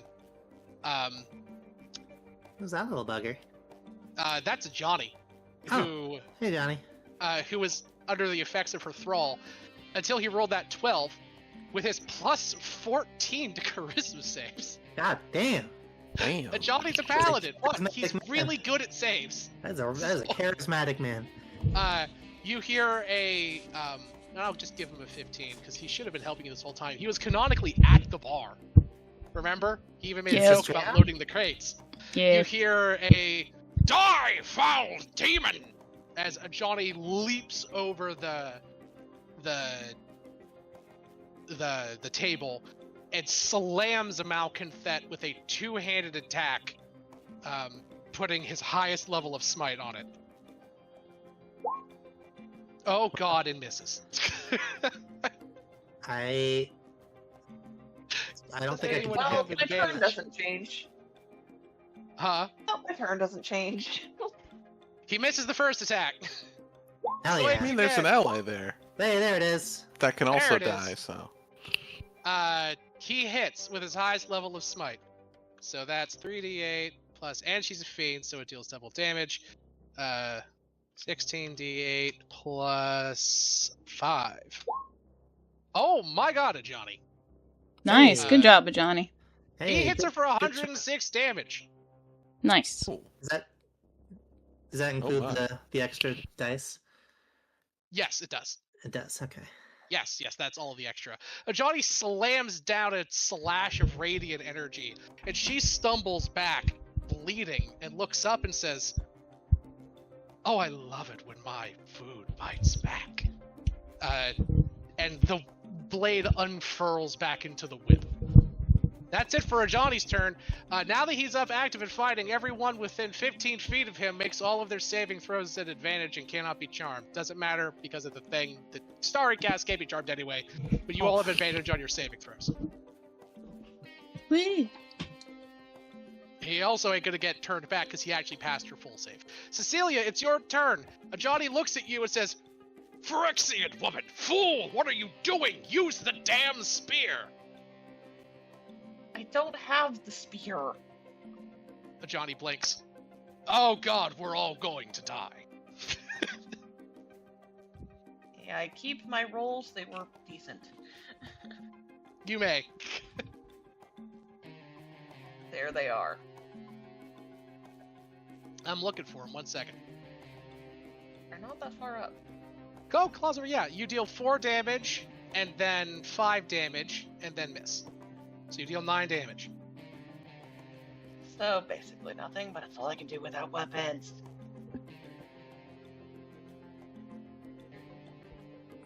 This is my turn. Johnny- I'm almost certainly going to die the next one. Johnny has the equivalent of a packed weapon, so he was able to summon his thing. Because Oh. Planeswalker, fuck magic. Nice. It just monkey. Yeah, monkey Monkey! throws a poke elemental gem at the lady's head, and it cracks It's- into a air elemental. What, you're throwing another one? Oh, you better believe it. My god. And then how big is this room, by the way? Because the monkey would have gone as It's far probably this roughly way. double the size of it currently, for what you can Okay. currently see. So it's another 50 feet directly back. The reason why I'm not like zooming it out to show the full thing is only because Right. like the map assets that are the background of this currently. One second, let me fix it. Would just be kind of a pain. But what are you Never mind. planning on doing? The monkey would have been the maximum distance that they could have been. So Oh, like the monkey's far away. Like 60 feet this way, approximately. Okay, yeah, that's fine. Something like That's. that, yeah. I'll just assume that the monkey's that direction. Give me 1 Yeah. second to like fully fix the map, and we'll do that. Fair enough. Anyway, yeah, there's an air elemental, and then the monkey hides somewhere in a corner over here, and that is the monkey's turn. And then these guys just wail on him. Sure. Yeah, that's pretty much it. They're just being bodies. Just air elemental is above her and trying to keep her Yeah. to the ground. Let's see. They each have 2 attacks. I'm gonna roll 4 d20s. Each of those attacks deals 2d8 plus 4. AC is high. Each of them have a plus 4 to hit. Wow, 2 of them actually hit. So that's 4d8 plus 8. She takes 32 damage. Not bad. Nice. Yeah, the air elemental is just flying above her, like Yeah, so yeah. that she can't go up. Okay, cool. Absolutely. Or well, she probably can. Like it's difficult terrain essentially. Oh, she can go through the aerial. Oh, fair enough.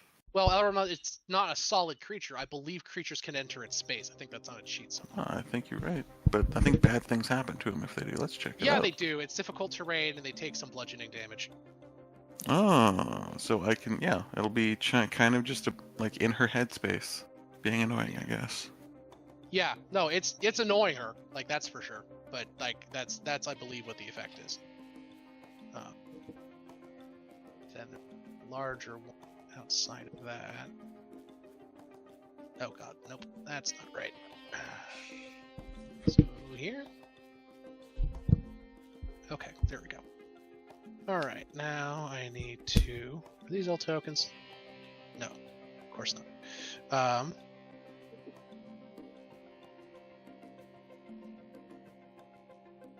It will not let me to front. There we go. Is that a token? It must be. Why are you doing this to me, Roll20? I hate you. Okay. Ignore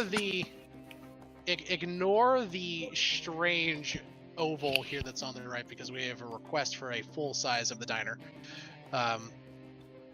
Johnny's here, she's here, Earth Elemental's here, Air Elemental's here, Neon, Cecilia, Robot. I know the repositioning is changing slightly. Monkey is like over here. Vivian is like over here. Flump isn't there. Andy is over here. Maribel is flying. Okay, there we go. That's the rough shape of the bar. The bar is this central thing here. The doors are... I hope this is all clear, by the way. Oh, there's no walls in here? This outer ring is the wall. Oh. The outer section is a little catwalk that kind of surrounds it.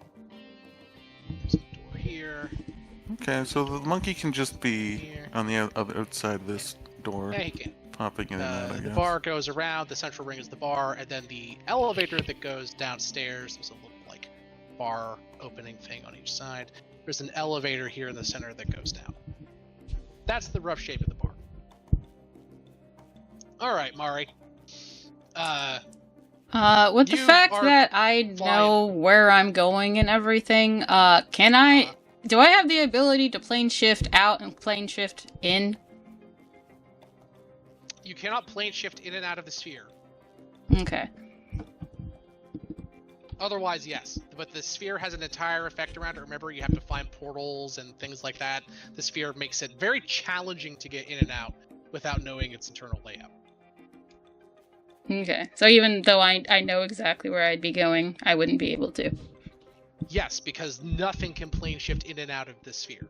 Yeah. Malconthet literally had to plane shift adjacent to... She plane shifted where she knew you were last, which was the outside of the dome in Thunder Junction, entered the sphere normally, and fought her way down, and has been making her way to you. That's partially why she's so goddamn annoyed. Okay. Then yeah, there's not really much I can do when it comes to trying to get to the party any faster, so... Yeah, I guess I will just, let's see, what else is there? There's not really much else. So I will just do some more dashing and, Dimension door? Let's see, I'm just trying to see if there's something useful here that I can do. Saving constant spell, the spell increases by 30 feet. That's not gonna help me. Yeah, so... Yeah, she is just going to... Dimension door closer and chug a potion as a bonus action. Okay, so Dimension door will... It's 500, right? Yeah, it's 500 feet. Okay, so you've gone... You've gone 40 feet, plus 500, plus 80. So that's 130 plus 5, 630 feet. So that's 2,000 minus 630. You have 1,370 feet left. Okay.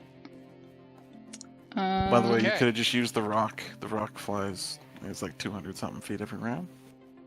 Oh yeah, that's right. You gave me the goddamn Yeah. rock. Okay, backtrack You a have second. bird. I will absolutely use gigantic. the rock coin. Rock. I What are you have an talking about? actual You know rock. that big giant flying bird? Yeah, you know that You can just summon giant. that now. Yeah. I just summoned a giant From what? rock from the coin From my that. butt. Yeah, from I the made an coin item. that Where did Starry you quill. made. It's from the D&D Rules 2024. It's a quill. It's a monstrosity. What? I'll ping it. Give me a minute. Where the hell is it?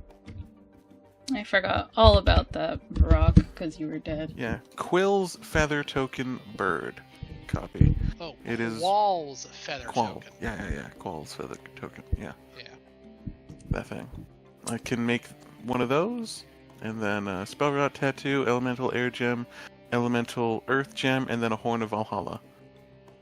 You can make all of those continuously. Oh, yeah, for every long rest. They vanish if you make more than 5. Yeah. Yeah, Wow. And you can't make Yes. more than one of each of those items. yeah. Hmm. She will use the rock coin then, and get on that and have it dash because it is Yeah. significantly faster than I am. Yeah, it's Okay. better to use it because that item's going to disappear in like 1d4 days or something. Okay. So you summon up a rock as an action. Then on the rock's turn, which will be immediately after yours, it's going to take the dash action. The rock can travel. I think it's like 200 something feet or something. Yeah. 240 feet would be the yeah. dash. Holy shit. 240. And I will I'll order it as Dimension this. door on I- top of it. Yeah, dimension door as well with it. I'm gonna add the 80 back since you're no longer using your move. Yeah. That's Plus, some wild shit. well, that's how it works, right? Yeah. Plus 80, then minus 240. You know, So you you're could at just use the Horn of Valhalla on this thing's back, and the dudes will be summoned on this thing's back. That is You fair. You have Stupid. 1,210 feet. Okay. Okay. Neon, it's your turn. Hello. Actually, wait, at the end of Marvel's turn, hold on a second. She's gonna whip Aw, man. Savvy. oh, Or actually, no, man. she's gonna whip a Johnny. Ooh, Oh, God! I don't think I can That's pose a disadvantage. Fuck. critical. That is a Uh, critical. That's... Critical whipping. Oh. Now, does Johnny have any resistance or immunities to poison is the real question. It's the whip does acid is the problem. Oh, acid He'll have damage. resistance to her kiss. He has resistance to necrotic damage, but he doesn't have resistance to acid. Dang. Neon, did I hear you say something about disadvantage? I wanted to impose disadvantage, but I haven't had a turn since I used it last, Yup. so I cannot. Johnny gets whacked for 60 damage from that whip, and the snake head just thwack into his chest. It starts squirming through him. Ew. And he is grappled. That's pretty bad. Cool. Okay. Seems to me as though Johnny is our entire hope of surviving this at all. And is in practical. grave danger of being smooched. Seems Yeah. that way. I'm going to. You can freely Run up move in him, or I'm gonna. I don't know. I'm gonna run up. I don't have that. I do have warding bond. Okay. That's not bad. which, Yeah, resistance. Don't damage. yeah, I'm just trying to. I'm trying to give Johnny as much survivability as I Yeah, possibly you just- can here. You just doubled his HP pool. Are these tokens in the right place?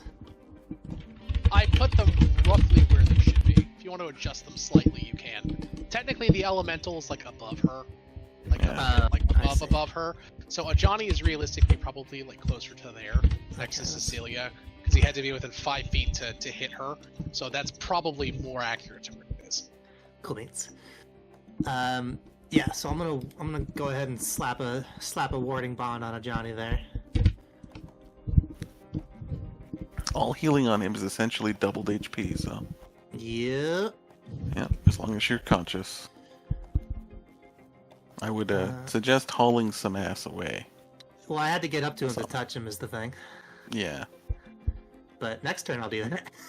Fair enough. That's 20. I can get 10 feet Yeah, away. 10 feet back. It's There not we bad. go. And then bonus action, I will have my dear sweet steel defender here. Sure. Attempts to strike. Well, her, Malcontet, that's her name. I don't think it has flank. It does. It does? Well, yeah, sure, why not? I'll give it to it, considering that there's an air elemental above her. Yeah, I wasn't sure how that applied. No, that's fair. Okay, then, what the hell's my flank button? Do I not have a flank button? Whatever, just add 2 to this. +2. 26. 26. Damn, that's pretty good. That does hit. Oh, yeah. Wait. Here's where it gets fun. Mm-hmm. The elementals have Fuck flanking too. off. Alright. That's, hey, 16 ain't nothing. Well, no, see, here's the thing. I was gonna heal with Johnny for the 3 there. Oh, you can if you want. I mean, I do want. It's 3 health. It's not 0, I guess. Yeah. It's actually 6 health with your warding bond. This is so true. So I'll it's add the very extra worth. 3. 6 HP could make a huge difference. So yeah, 13 force damage to her, which doesn't matter too much, but the healing is what I wanted. I really need to Unfortunately, drink during D&D, y'all. I really need to drink. Drink. Get that drink. Get a That drink. drink, girl. I had a couple of drinks. We might My be here for a bedtime now, minute. so I'm not now, but earlier. Yeah. I All mean, right, it's is that for Friday, your so- turn? Yes. At the end of her turn, she smooches a Johnny. Can I impose Uh, disadvantage? It's a con save for a Johnny, so no. Oh, it's not an attack roll. No. A Johnny has well, he gets plus what 2? So he has a +8, that's a +10, that's 23. I have consistently said this entire game, her save DC is a 24. You do have Flash of Genius since it was your I turn. do have Flash of Genius. This is true. I just want to double check what the warding bond is. Is it +2? Warding bond, I think, is resistance to all it's a damage. +1 bonus to AC and saving throws. Oh. Would 24 make a difference? No. So I will pop another Flash of Genius because I do not want him to be smooched. He takes half. So +6 to that total. That's a like 30. The fuck? The 29. Yeah. It's crazy. Indeed. So she will, he will take half and then half again from his ability. So he takes 45 and then 22. So Johnny takes 22 damage. Yes. I don't believe my resistances matter at all when I take the rebound damage. No, they do not. Okay, I didn't think so. 22. Okay. Malconfet will walk over here, still within range of the air elemental. The earth. Oh, yeah. The earth elemental will take a Earth. swing and hits. +2 And- on each attack. Flanking. Well, she's still within range of the air elemental. The earth elemental hit anyway, so the air elemental doesn't get a woo yet because she's still like within physical range of it. No, The earth I'm elemental only just gets saying the one Earth attack. one. Yeah, because it hit Yeah, anyway. Oh, okay, cool. It I'm just saying deals flanking. 15. Yeah. 3. Let's go. Okay. She stands on top of the bar, kind of like her horns brushing where the air elemental is, and she raises up her whip and says, I typically charge souls for this show. Enjoy. For free. And she disappears temporarily for a second. Then a flicker of her appears around every creature within 40 feet of her? Thank God. Nice. That bitch should be further away. I told her ass to run. She is Yeah, she should be viciously pretty far typing in away. a terminal right now. Oh. and she makes a special melee attack against every creature within 40 feet. So She just I'm steal going one to- strike. and it's technically Kinda. no. Well, mechanically it's very similar, but it's like her version of it. It's called Shades of Amorous. Hmm. And which I love that name. And she does a type of claw attack against everyone that she can see within 40 feet.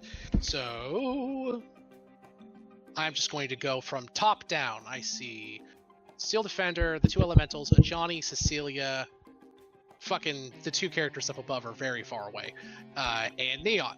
Hi. So that's 1, 2, 3, 4, 5. Someone's getting crit. So the first one is going to the Steel Defender. What's the Steel Defender's AC? 15. It hits. Cool, Steel cool, Defender, cool, cool, wow, it takes 28 damage. Okay, that's fine. It has 77. Earth Elemental.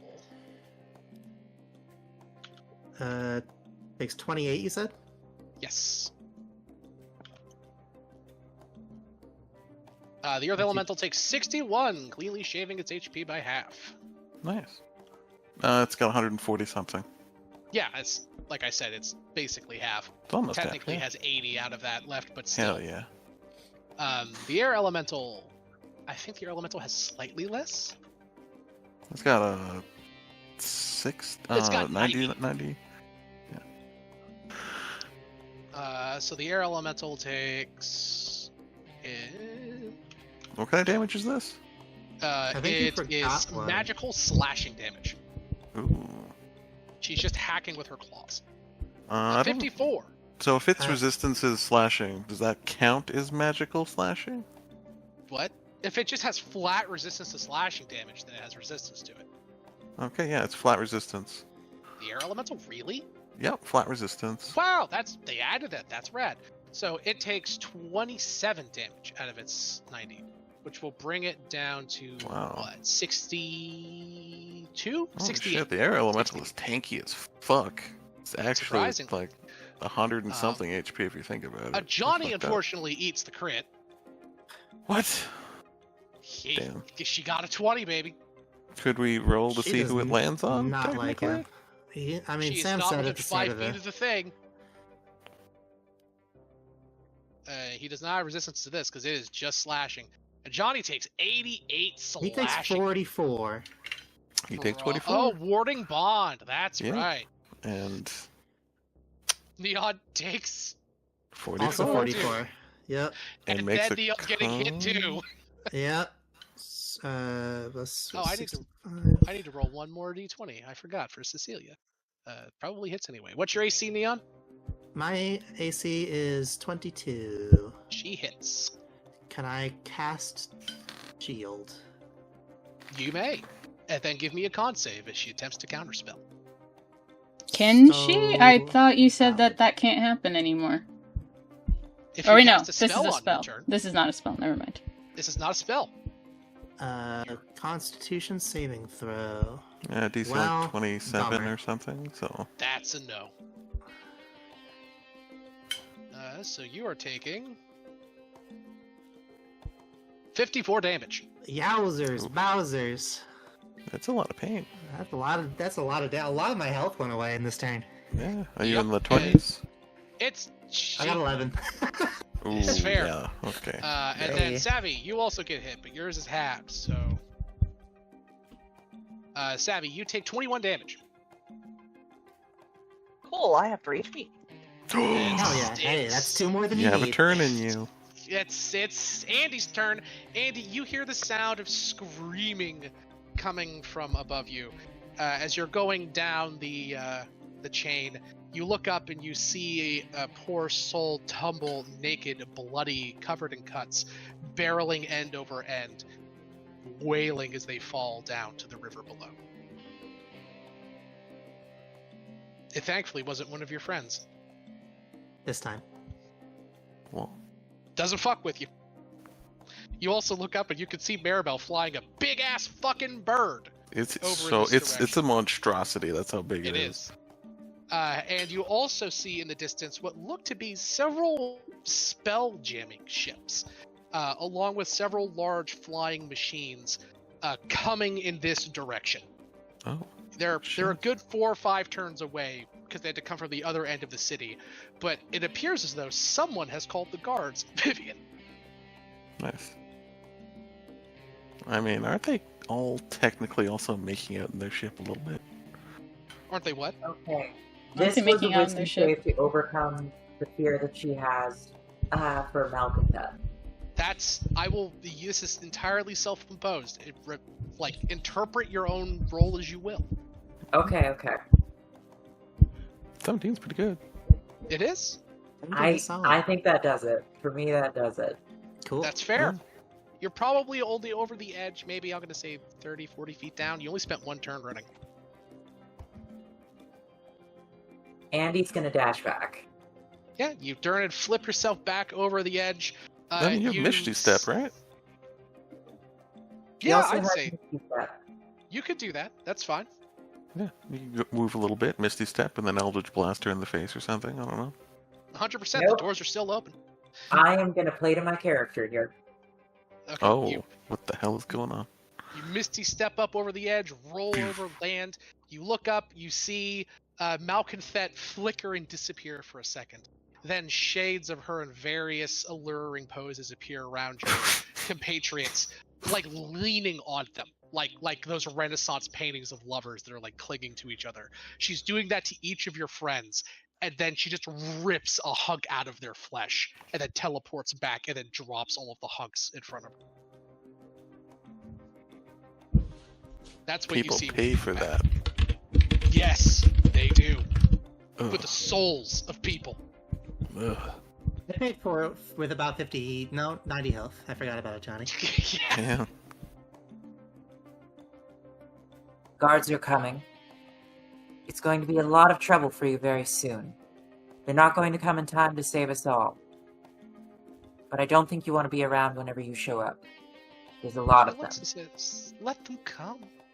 I've fought guards like that before, admittedly with much less impressive toys, but I do want to see what they can do, and hopefully your friend will get back before they arrive. I would hate to have to teleport all the way back to Thunder Junction and fight my way back here to get my book. But What c'est do you la want? vie. Huh? What do you want for our lives? The book, you fool. I've been pretty clear about that from the beginning, but your friend seems very obstinate. So, I'll get it for you. Just maybe. stop. Huh? What'd you say, Starry? Oh, I was just thinking, if you did make a deal with a devil that is above her pay grade, and if she gets in that devil's way and gets in the way of you completing that job, that could be really, really bad for her. But That's a good point. I As just you're look here. saying this, no, I like that. You get a point of inspiration, or your monkey does, whichever. You feel a tinge of Starry's wavelengths go into your mind briefly. Monkey Wait, spiration. sorry, your spirit, because it's still in the area, puts her hands maybe on Andy's shoulder. Do you agree to that? Sure. Yeah. Sure. You put your hands on Andy's shoulder and you kind of send her this general message. Then a dark wave of sorrow and apathy roll over your spirit as your hand recoils, and a different hand curls its long-fingered claws on Andy's other shoulder and says, "Your friend is right. Let me speak for you. You have work to do for me." And then it runs its finger along your chin and lifts your head up, Andy, and you see the horrors of this place. All the blood, all the death, your dead friends. You have done enough. As always, it is merely your presence that is needed. solve this.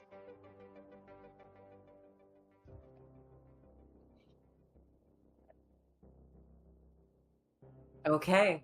That's spooky as fuck. Yeah? Does Andy agree? Andy agrees. Andy, your eyes go black and you drop whatever you're holding. A shadow extends from you, and the mirrors in the entire room all turn black. Malconthet steps back from you, and then she turns and looks at a mirror. And she just seems to be listening to something that isn't in the room. Malconthet pales and steps away. I am so sorry. I didn't realize that they were one of yours. I could only see through the book. Yes, of course. No, I would never think of stepping on your hooves. No, of course not. I see. I can't promise that it will be clean or painless. That doesn't matter. Okay, got it. No problem. She kind of steps down. She walks over to one of the guests. Combat's over, by the way. She slams her fist into a random woman's naked chest and rips out her still beating heart. She walks over to Starry and squeezes the blood out of the heart onto Starry's face into her mouth. Then reaches down and kisses her on the lips. And Starry, through agony and pain, you awake, alive.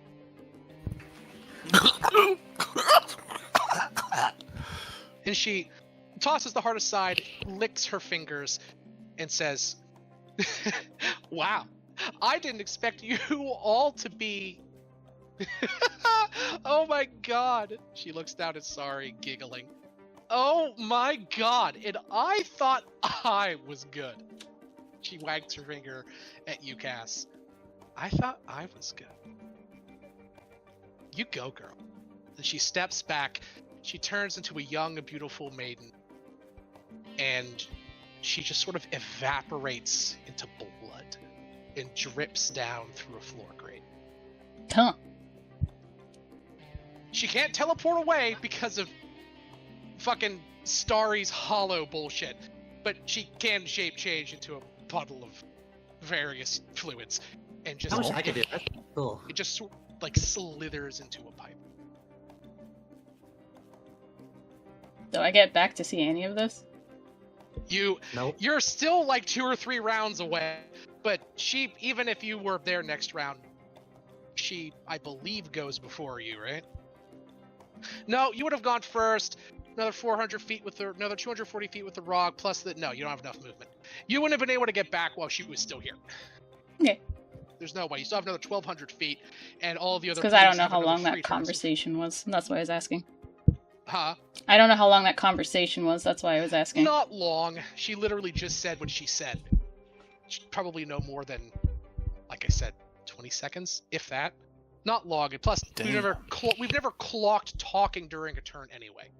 So yeah, you probably get back, I'm gonna say 10 or 15 seconds, like I said, the 2 turns after she disappears. But you, Johnny just sort of drops to the ground, clutching the bloody gash in his skin where Malkuth ripped a hunk out of him. And Andy, how do you respond after what Malkuth said and after all of that? Because you were conscious for it.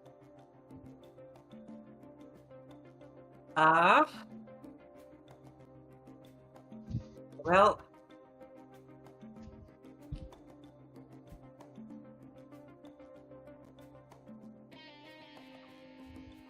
not only did your patron get her to stop, not only did he get her to leave, he got her to revive your friend. His niece, but yes.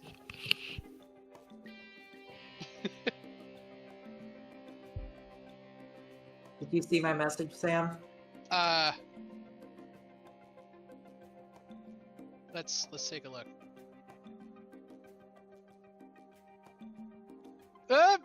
know. You don't know. But I don't think that that's the case anyway. I don't think that. Yeah, no, I think that that's fine. But you all just see Malconfet back the fuck off after something spoke to her, and she revived Starry and left.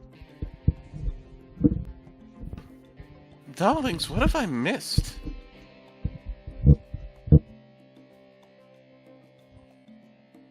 Nothing. Oh, this looks interesting. Yeah, there's a kind of squinched human heart right next to you, Starry. Oh. Johnny looks terrified. And he You look says, different, Cassandra. if your friend Wait. picks up any more books... Johnny.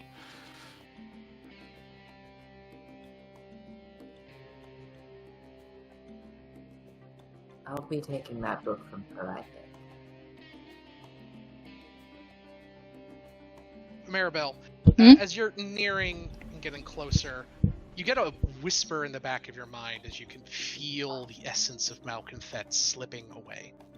As if she's leaving the area and her, we'll just call it her aura, slowly dissipates. And her Riz. Yeah, her... she Riz, literally makes quote, everyone unquote. stick out their gats for the Rizzler. The Rizzler. I hate it, but that's literally what that does. You feel a tingle and a whisper in the back of your mind and says, honey, we're all, you, me, and your little friends, we're square. Keep the book.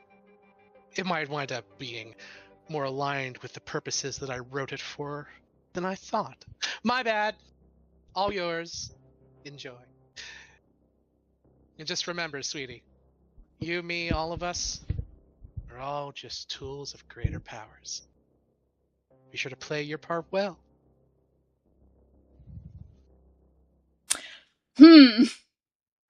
Mars is can you respond? I don't know if she can. This is something akin to a message spell. So Got it. Sure. Okay, she's like, what? Why did you stop? Spoilers. Huh. Well, see ya, I guess. And somewhere, a couple of drops of blood fall from a random pipe on the bobber, dripping down into the miasma of the river and flowing downstream, far, far away. The shadow of Malconfet leaves the city, and its aura, and the aura that came with her, slowly fades. The people in the bar, after a few moments, come to their senses. Wives who stabbed their husbands naked with steak knives begin to weep and vomit. The barkeep, drunk, beyond drunk, in a pile of himself and alcohol, cries and scrambles to the elevator controls. Vivian tries to pull her clothes around herself, still covered in your blood neon, scrambles over to you asking what the hell happened. That was, I think, the Queen of the Succubi. What the hell happened here, darlings? What is this? Mari will get back and she'll Mari will toss land the... at this point, we'll say. Yeah, she'll Oh, get back and toss lovely. the box of stuff.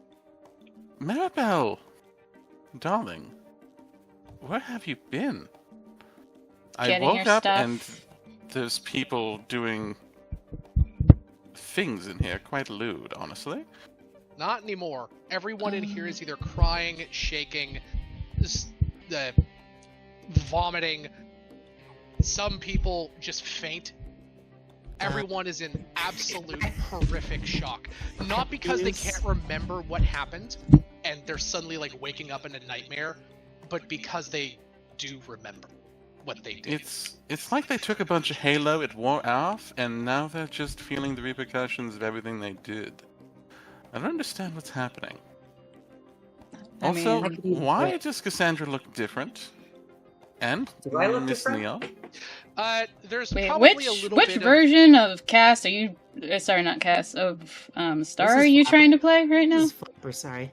Because it sounds like Flipper Starry, and I thought the current one was resurrected. So I'm like, what? Which one of Starry was back? I'm confused. I don't know, it's the one that made the deal, I guess. No deal was made with you, Starry. Something, the patron of Andy said something to Malconfet. No one knows what it was. And she backed the fuck off, apologized, and murdered a random woman, ripping out her heart, and revived you. Yeah. You made no deal. You're not aligned with Malconfet. No strings attached for you. Free revival from the Queen of the Succubi. Yeah, so it this is had nothing to the do with Uncle Meth? No. no. Oh. So this is No. the what? This is not Flapper Starry. This is Nope. the current Starry that we were just talking to that died. This is weird European story. This is your wanted European it to Starry. be- I wanted it to be Flapper Starry, unfortunately. You know what? Since we're implying that the dress was so much... We'll have some fun with this. Since we've been implying that the memories and the soul of Flapper Starry was in the dress, I'll say that when she revived you, since it was demon magic, it fucked up. Yay. Somehow, the essence of Flapper Starry was revived into the body of a Russian Limbo Starry. If it helps, like, she would never admit this, but I think Cassandra's favorite Starry was Flapper Starry. I think That's the all one of our that favorite was Starry was there. Flapper Starry. Oh, I'm not honey gonna lie. starlings! Oh, that's so sweet. It's like, Flapper Starry, you look down at yourself. Like, what happened to your accent? What on earth? Accent? What accent? From New Capenna, born and raised. Well, I mean, not born, but definitely raised. Raised being the opportune word in this situation. Yeah. Yes, Oh. Flapper Starry has indeed been raised. And Flapper Starry, you look down, not your body that you remember. What in the hell? Yeah. Miss Maribel, can you fix this? There seems to be some sort of problem. No, I'm not... you died, and now I Oh, she's you gonna died. here's your clothes, I guess. She's gonna give you your dress back because Thank she you, kept hon. it. Yeah, Well, I have to fix my hair now. indeed. So what exactly happened that she backed off and said I can keep the book and everything? Which book? The new book. New book. Succubi Oh. book. The Teachings of Malconfet. Oh. Ooh, that's a good one, that one. I'd keep that one close. You talk as if you've read it. I mean, I've heard. Not read. I know what Malconfet is. Fair. It occurs to you, Starry, that via context clues, because this Starry, no, you would have all the memories of the previous Starry. You realize that you were all just fighting Malconfet, Oh. and the horror that implies. Right. Right. We should have all died. Yeah, but why did she back off? It's a great question, Miss Maribel. Don't know. I don't understand. What she said to me has me concerned. Does anyone have any ideas? What did you guys see? I was in a dress, if that helps. I had some help from my patron. Oh. Wait. Who Oh. is your patron? I don't know. Oh. How do you not know your patron? Don't you, make contracts? Isn't that how that works? Yes, but his identity was a secret. Or its identity. Do you have any clues as to who or what it is?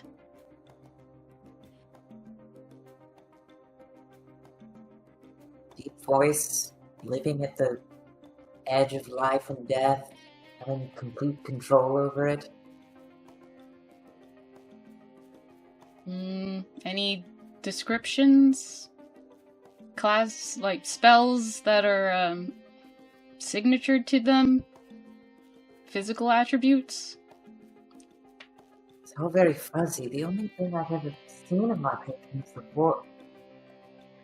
I've just heard a voice.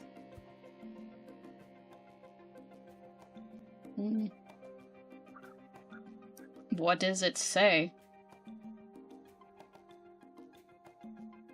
It keeps saying your presence is enough. Can I do, like, a religion or arcana check to see if I can, like, relate any of these clues to any particular evil-aligned Sure. Go person? ahead. Go ahead. Which one? An arcana or religion? It will be religion. Okay, we're gonna try. It's not the best, but we're gonna try. Hey, you have advantage because of the book. 16. In regards to what Cass is saying, there are a number of, and I'm going to use the goat hooves in addition to this, right? Because you know that. Or did you hear that part? No, that was before I got there, so okay, it really depends on so someone in said regards it. to religion, there are several evil gods that could fit this very rough description. Of course, many evil gods wish for the destruction of the world and life and death, but not all of them particularly are so distant about it, right? It could be Bane, the god of treachery, lies, and darkness. He spreads destruction and pain through just general acts of nature and also human treachery. It could be any of the demon lords, quite frankly. Like, this could be Orcus, theoretically. Even fits with the hooved thing. And Randy does kind of sow death where she goes. That's probably the big thing here. And it's not even her actions, just where you guys go. Devastation and destruction seem to follow. Hell, even her nickname in past iterations was Catastrophe Cass. It could be a god of ill luck. Not Timura. What's the god of bad luck? What's her name? 1 second. God of bad luck. Beshaba. It probably, from just what you know, sounds like her. Beshaba. The god of evil luck, Lady Doom, or Black Bess. The god of ill fortune and catastrophe. It's the only thing that you could think of.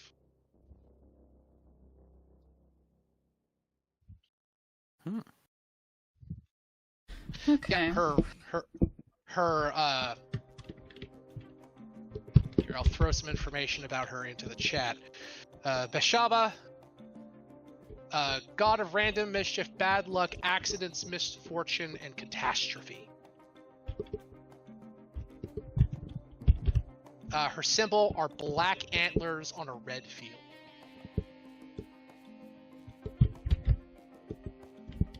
That's what you know about her. There's another confounding factor in all this.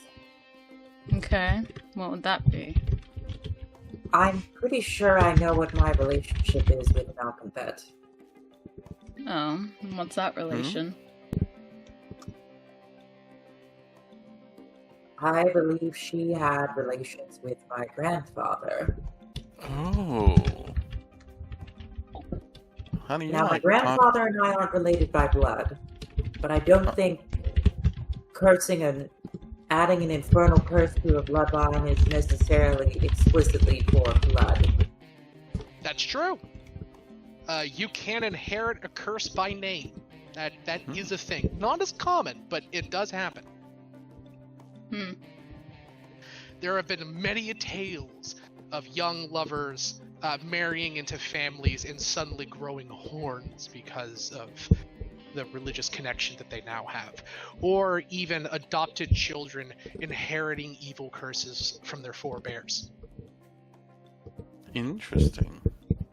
Not common, but it does happen. I'm gradually losing even more respect for him. Which is hard, given your character backstory. In fact, it's almost an achievement. I'm sorry to hear that, Miss Cassandra. That one's Andy. Andy's fine. Oh, my apologies, Miss Andy. Although I think the actual misnaming here kind of fits, because this story only knew Cassandra. I thought that was the point. Yeah, it's good. Yeah, that's why she Actually, said I want to it's give all of you a Andy. point of inspiration for fucking surviving a conflict with Malconfet. And Starry, Cass, and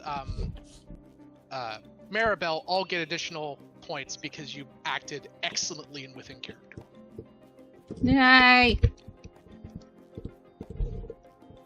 Not that all of the rest of you didn't, but you guys really went above me. We try. To the point in which you made decisions that nearly fucking killed him. Shh. I'm teasing. Anyway. Do that again. I almost died. My girlfriend almost died. Yay, every single day. Oh Every yeah, I single was encounter. going to have her start trying to kill you, Neon. That's That's what fine. was going to happen if you didn't cold water shock her. Oh, that.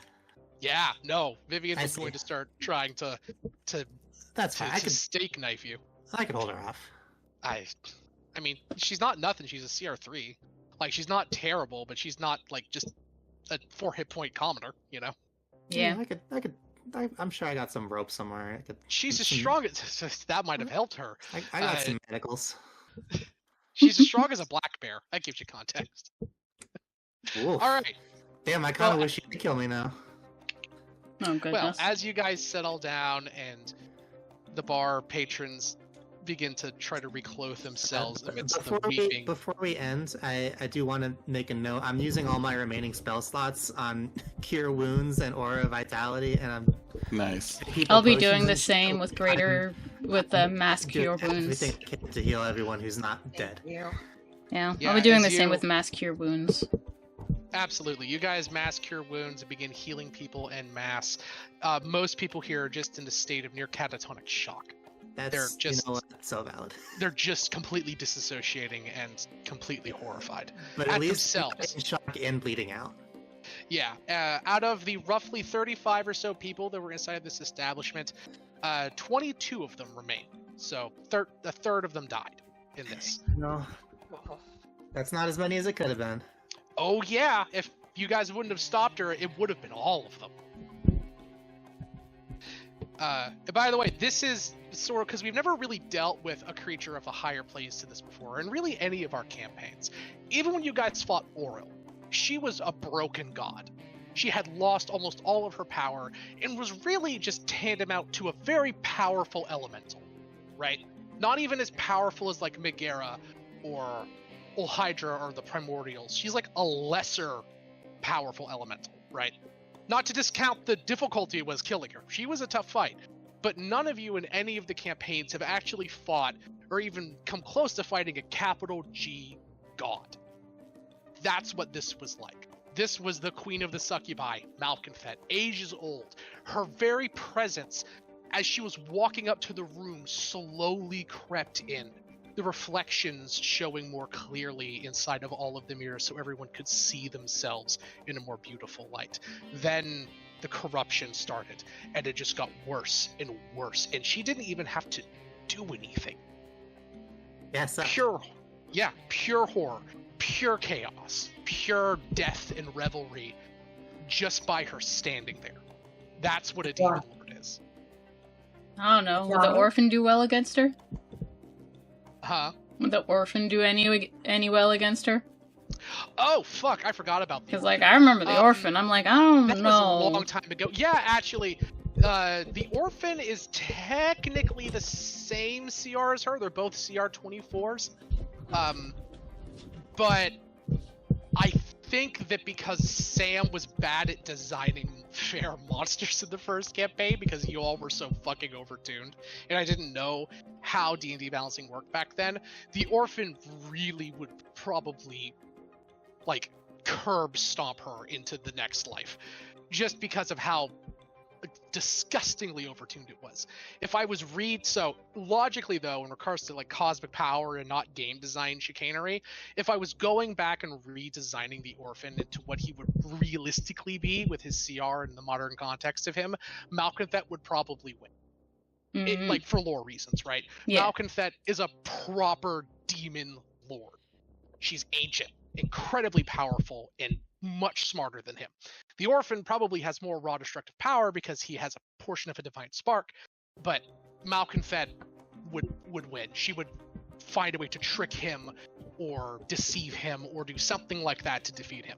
Malconthet's dealt with creatures way more powerful than him before and come out on top. Malconthet beat Demogorgon once. Like, fair. She is no fucking joke.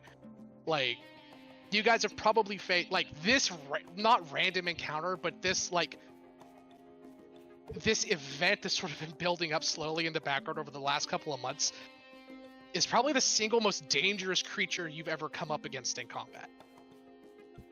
Oh yeah, no, for sure. More so than the dragon? Which one? The big giant scary one that could have just ate us. The scorpion one. A cool? Yeah. Let me check. Actually, that's a good. Well, you never fought a cool. You just kind of we barely dodged that. Yeah. A cool might actually be way stronger than her, like stat-wise. Let me check. Interesting. Because he's an ancient dragon. Ancient dragons are, in my opinion, Scary. essentially demigods anyway. It's basically God. I mean, if you think about it in regards to Tiamat, they are angels, right? They're all. Nope, she is stronger than a cool. Oh.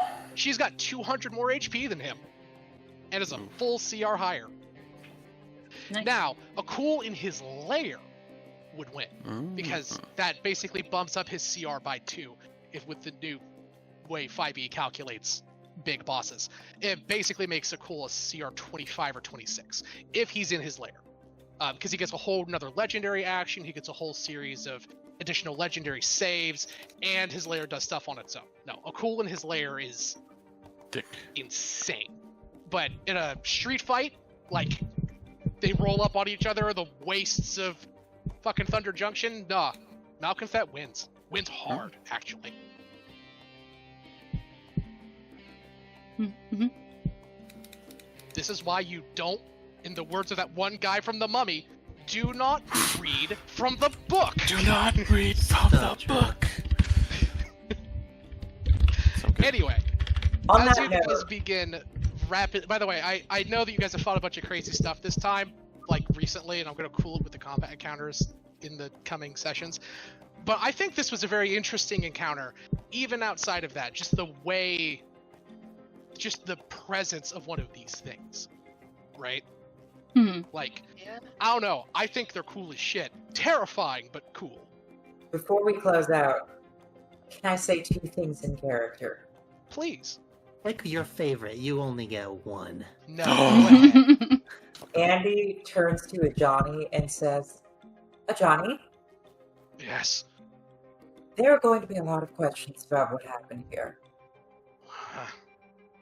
If you would, when they ask what happened to the big demon lord, please say that you kindly prayed to your god and he or she or whoever answered.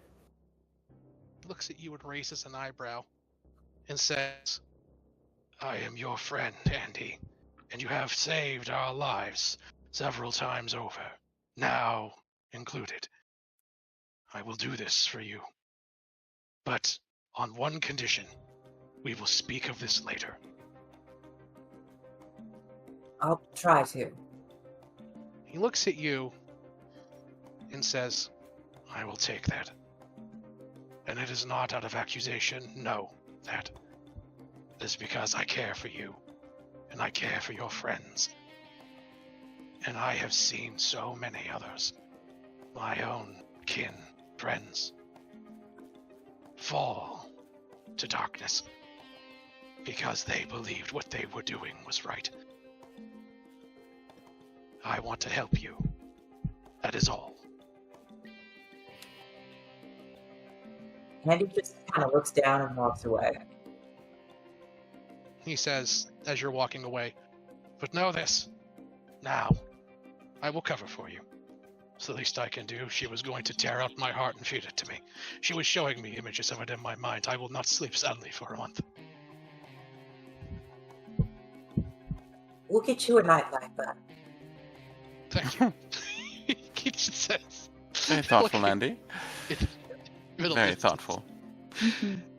As the police arrive, And goes up to Maribel and says, Mari, if you ever find a really cool book, leave it be.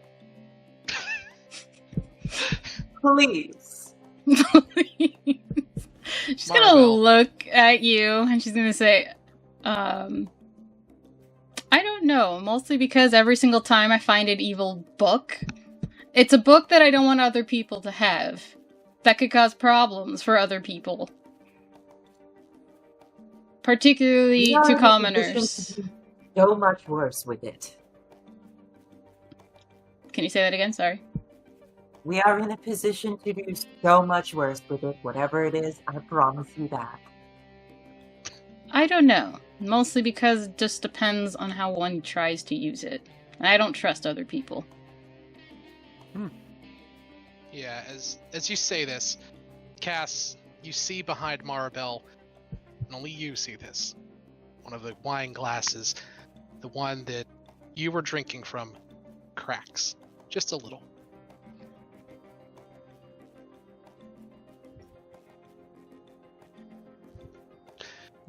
As the police arrive, and by the way, we're not leaving your comment right there yet, Andy. As the police arrive, they begin to take statements, investigate and look for malconfet, begin cleaning, healing even more than what you're doing, and giving aid to the sick and wounded. And Johnny does as he promised, Andy. The divine intervention from his god caused malconfet to turn and flee. Police buy it. He said, stranger things have happened. Doesn't matter.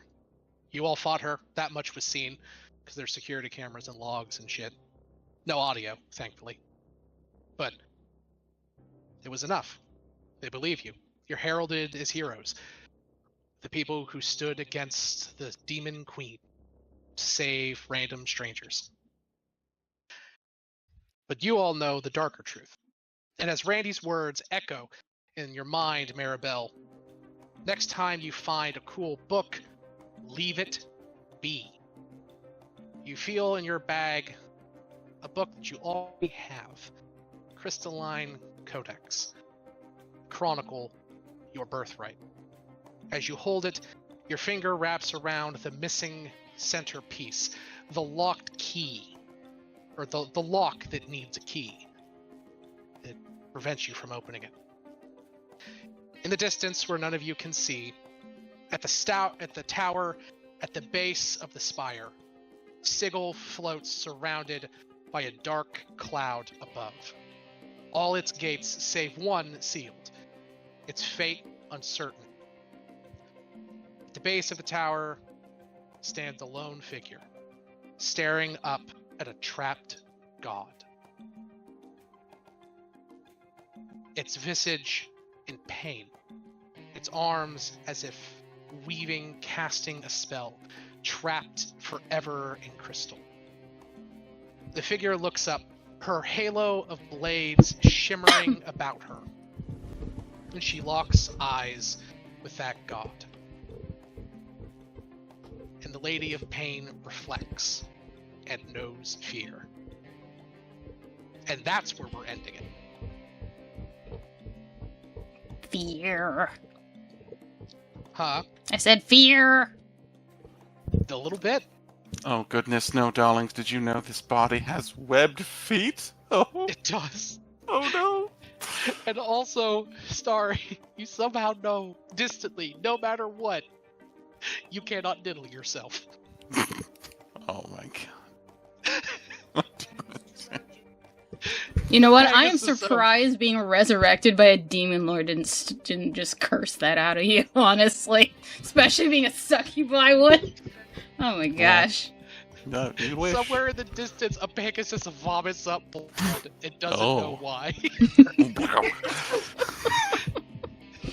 I feel like that at least has to weaken the Pegasus oath.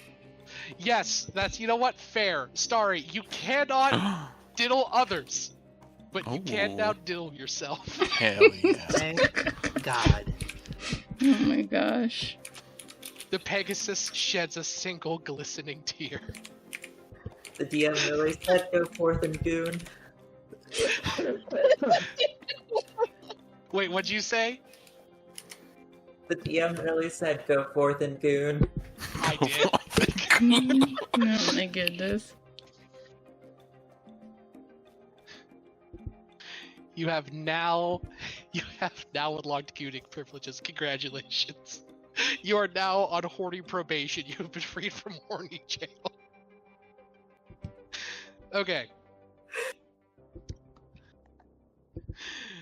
Oh, God, don't put that in writing. Oh God. All right. Clearly it was put in Well. writing. So, I think that's where we should call it. I hope you guys enjoyed the session. You fought Malconfet and fucking lived, which is a goddamn achievement. Doesn't matter how you lived, you fucking lived. Yep. I mean, one of us died, but it's fine. Hey, it was just Did it really? Hey, Yeah, it's it was just pretty started. temporary. It's just like dropping popcorn. It's not a problem. A little bit. You got a whole bucket more. Exactly. Oh my goodness. Thank you for I'm that. very Sad. sleepy.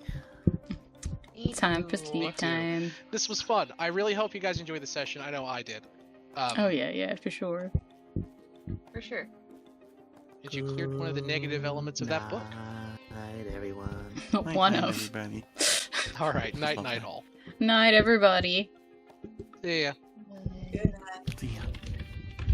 Alrighty, my chatters. We're gonna see whoops I can raid you guys out to. Let's see. I don't think Butters is still streaming. There's Danielle, Arcos. Let's see. You know what? I'm gonna raid you guys out to Data Wine, because I don't really get to raid out to them very much, because they are usually streaming much later. So I'm gonna raid you guys out to them, and they're playing Voices of the Void. So give them some love for sure. Yeah, void love. Let's go. Yeah. So we're My just... favorite streamers was- Looks interesting. Oh, what did you say? One of my favorite streamers was playing that recently. Oh, very cool. Yeah, it's one that I've seen a lot of people play recently, so a lot of people seem to like it. She kept putting her robots in maid outfits. I like that.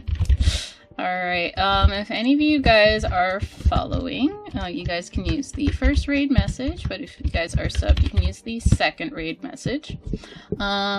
But I do appreciate all of you guys being here and sticking with us as we play our D&D games as usual. It's always good to just have people sit back and chill and listen in. But we'll see you guys again next week for this session for next Friday. And we're just gonna see where the heck this all takes us, as there was a lot that happened today. So, until then, I will see you guys all next time.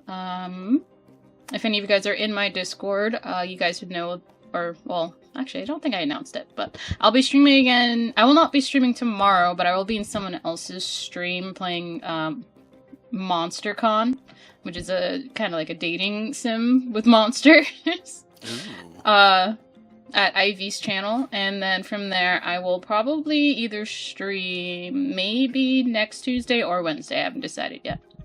But yeah, you guys have a wonderful night. We appreciate you, we love you, and remember that you are amazing people, and I appreciate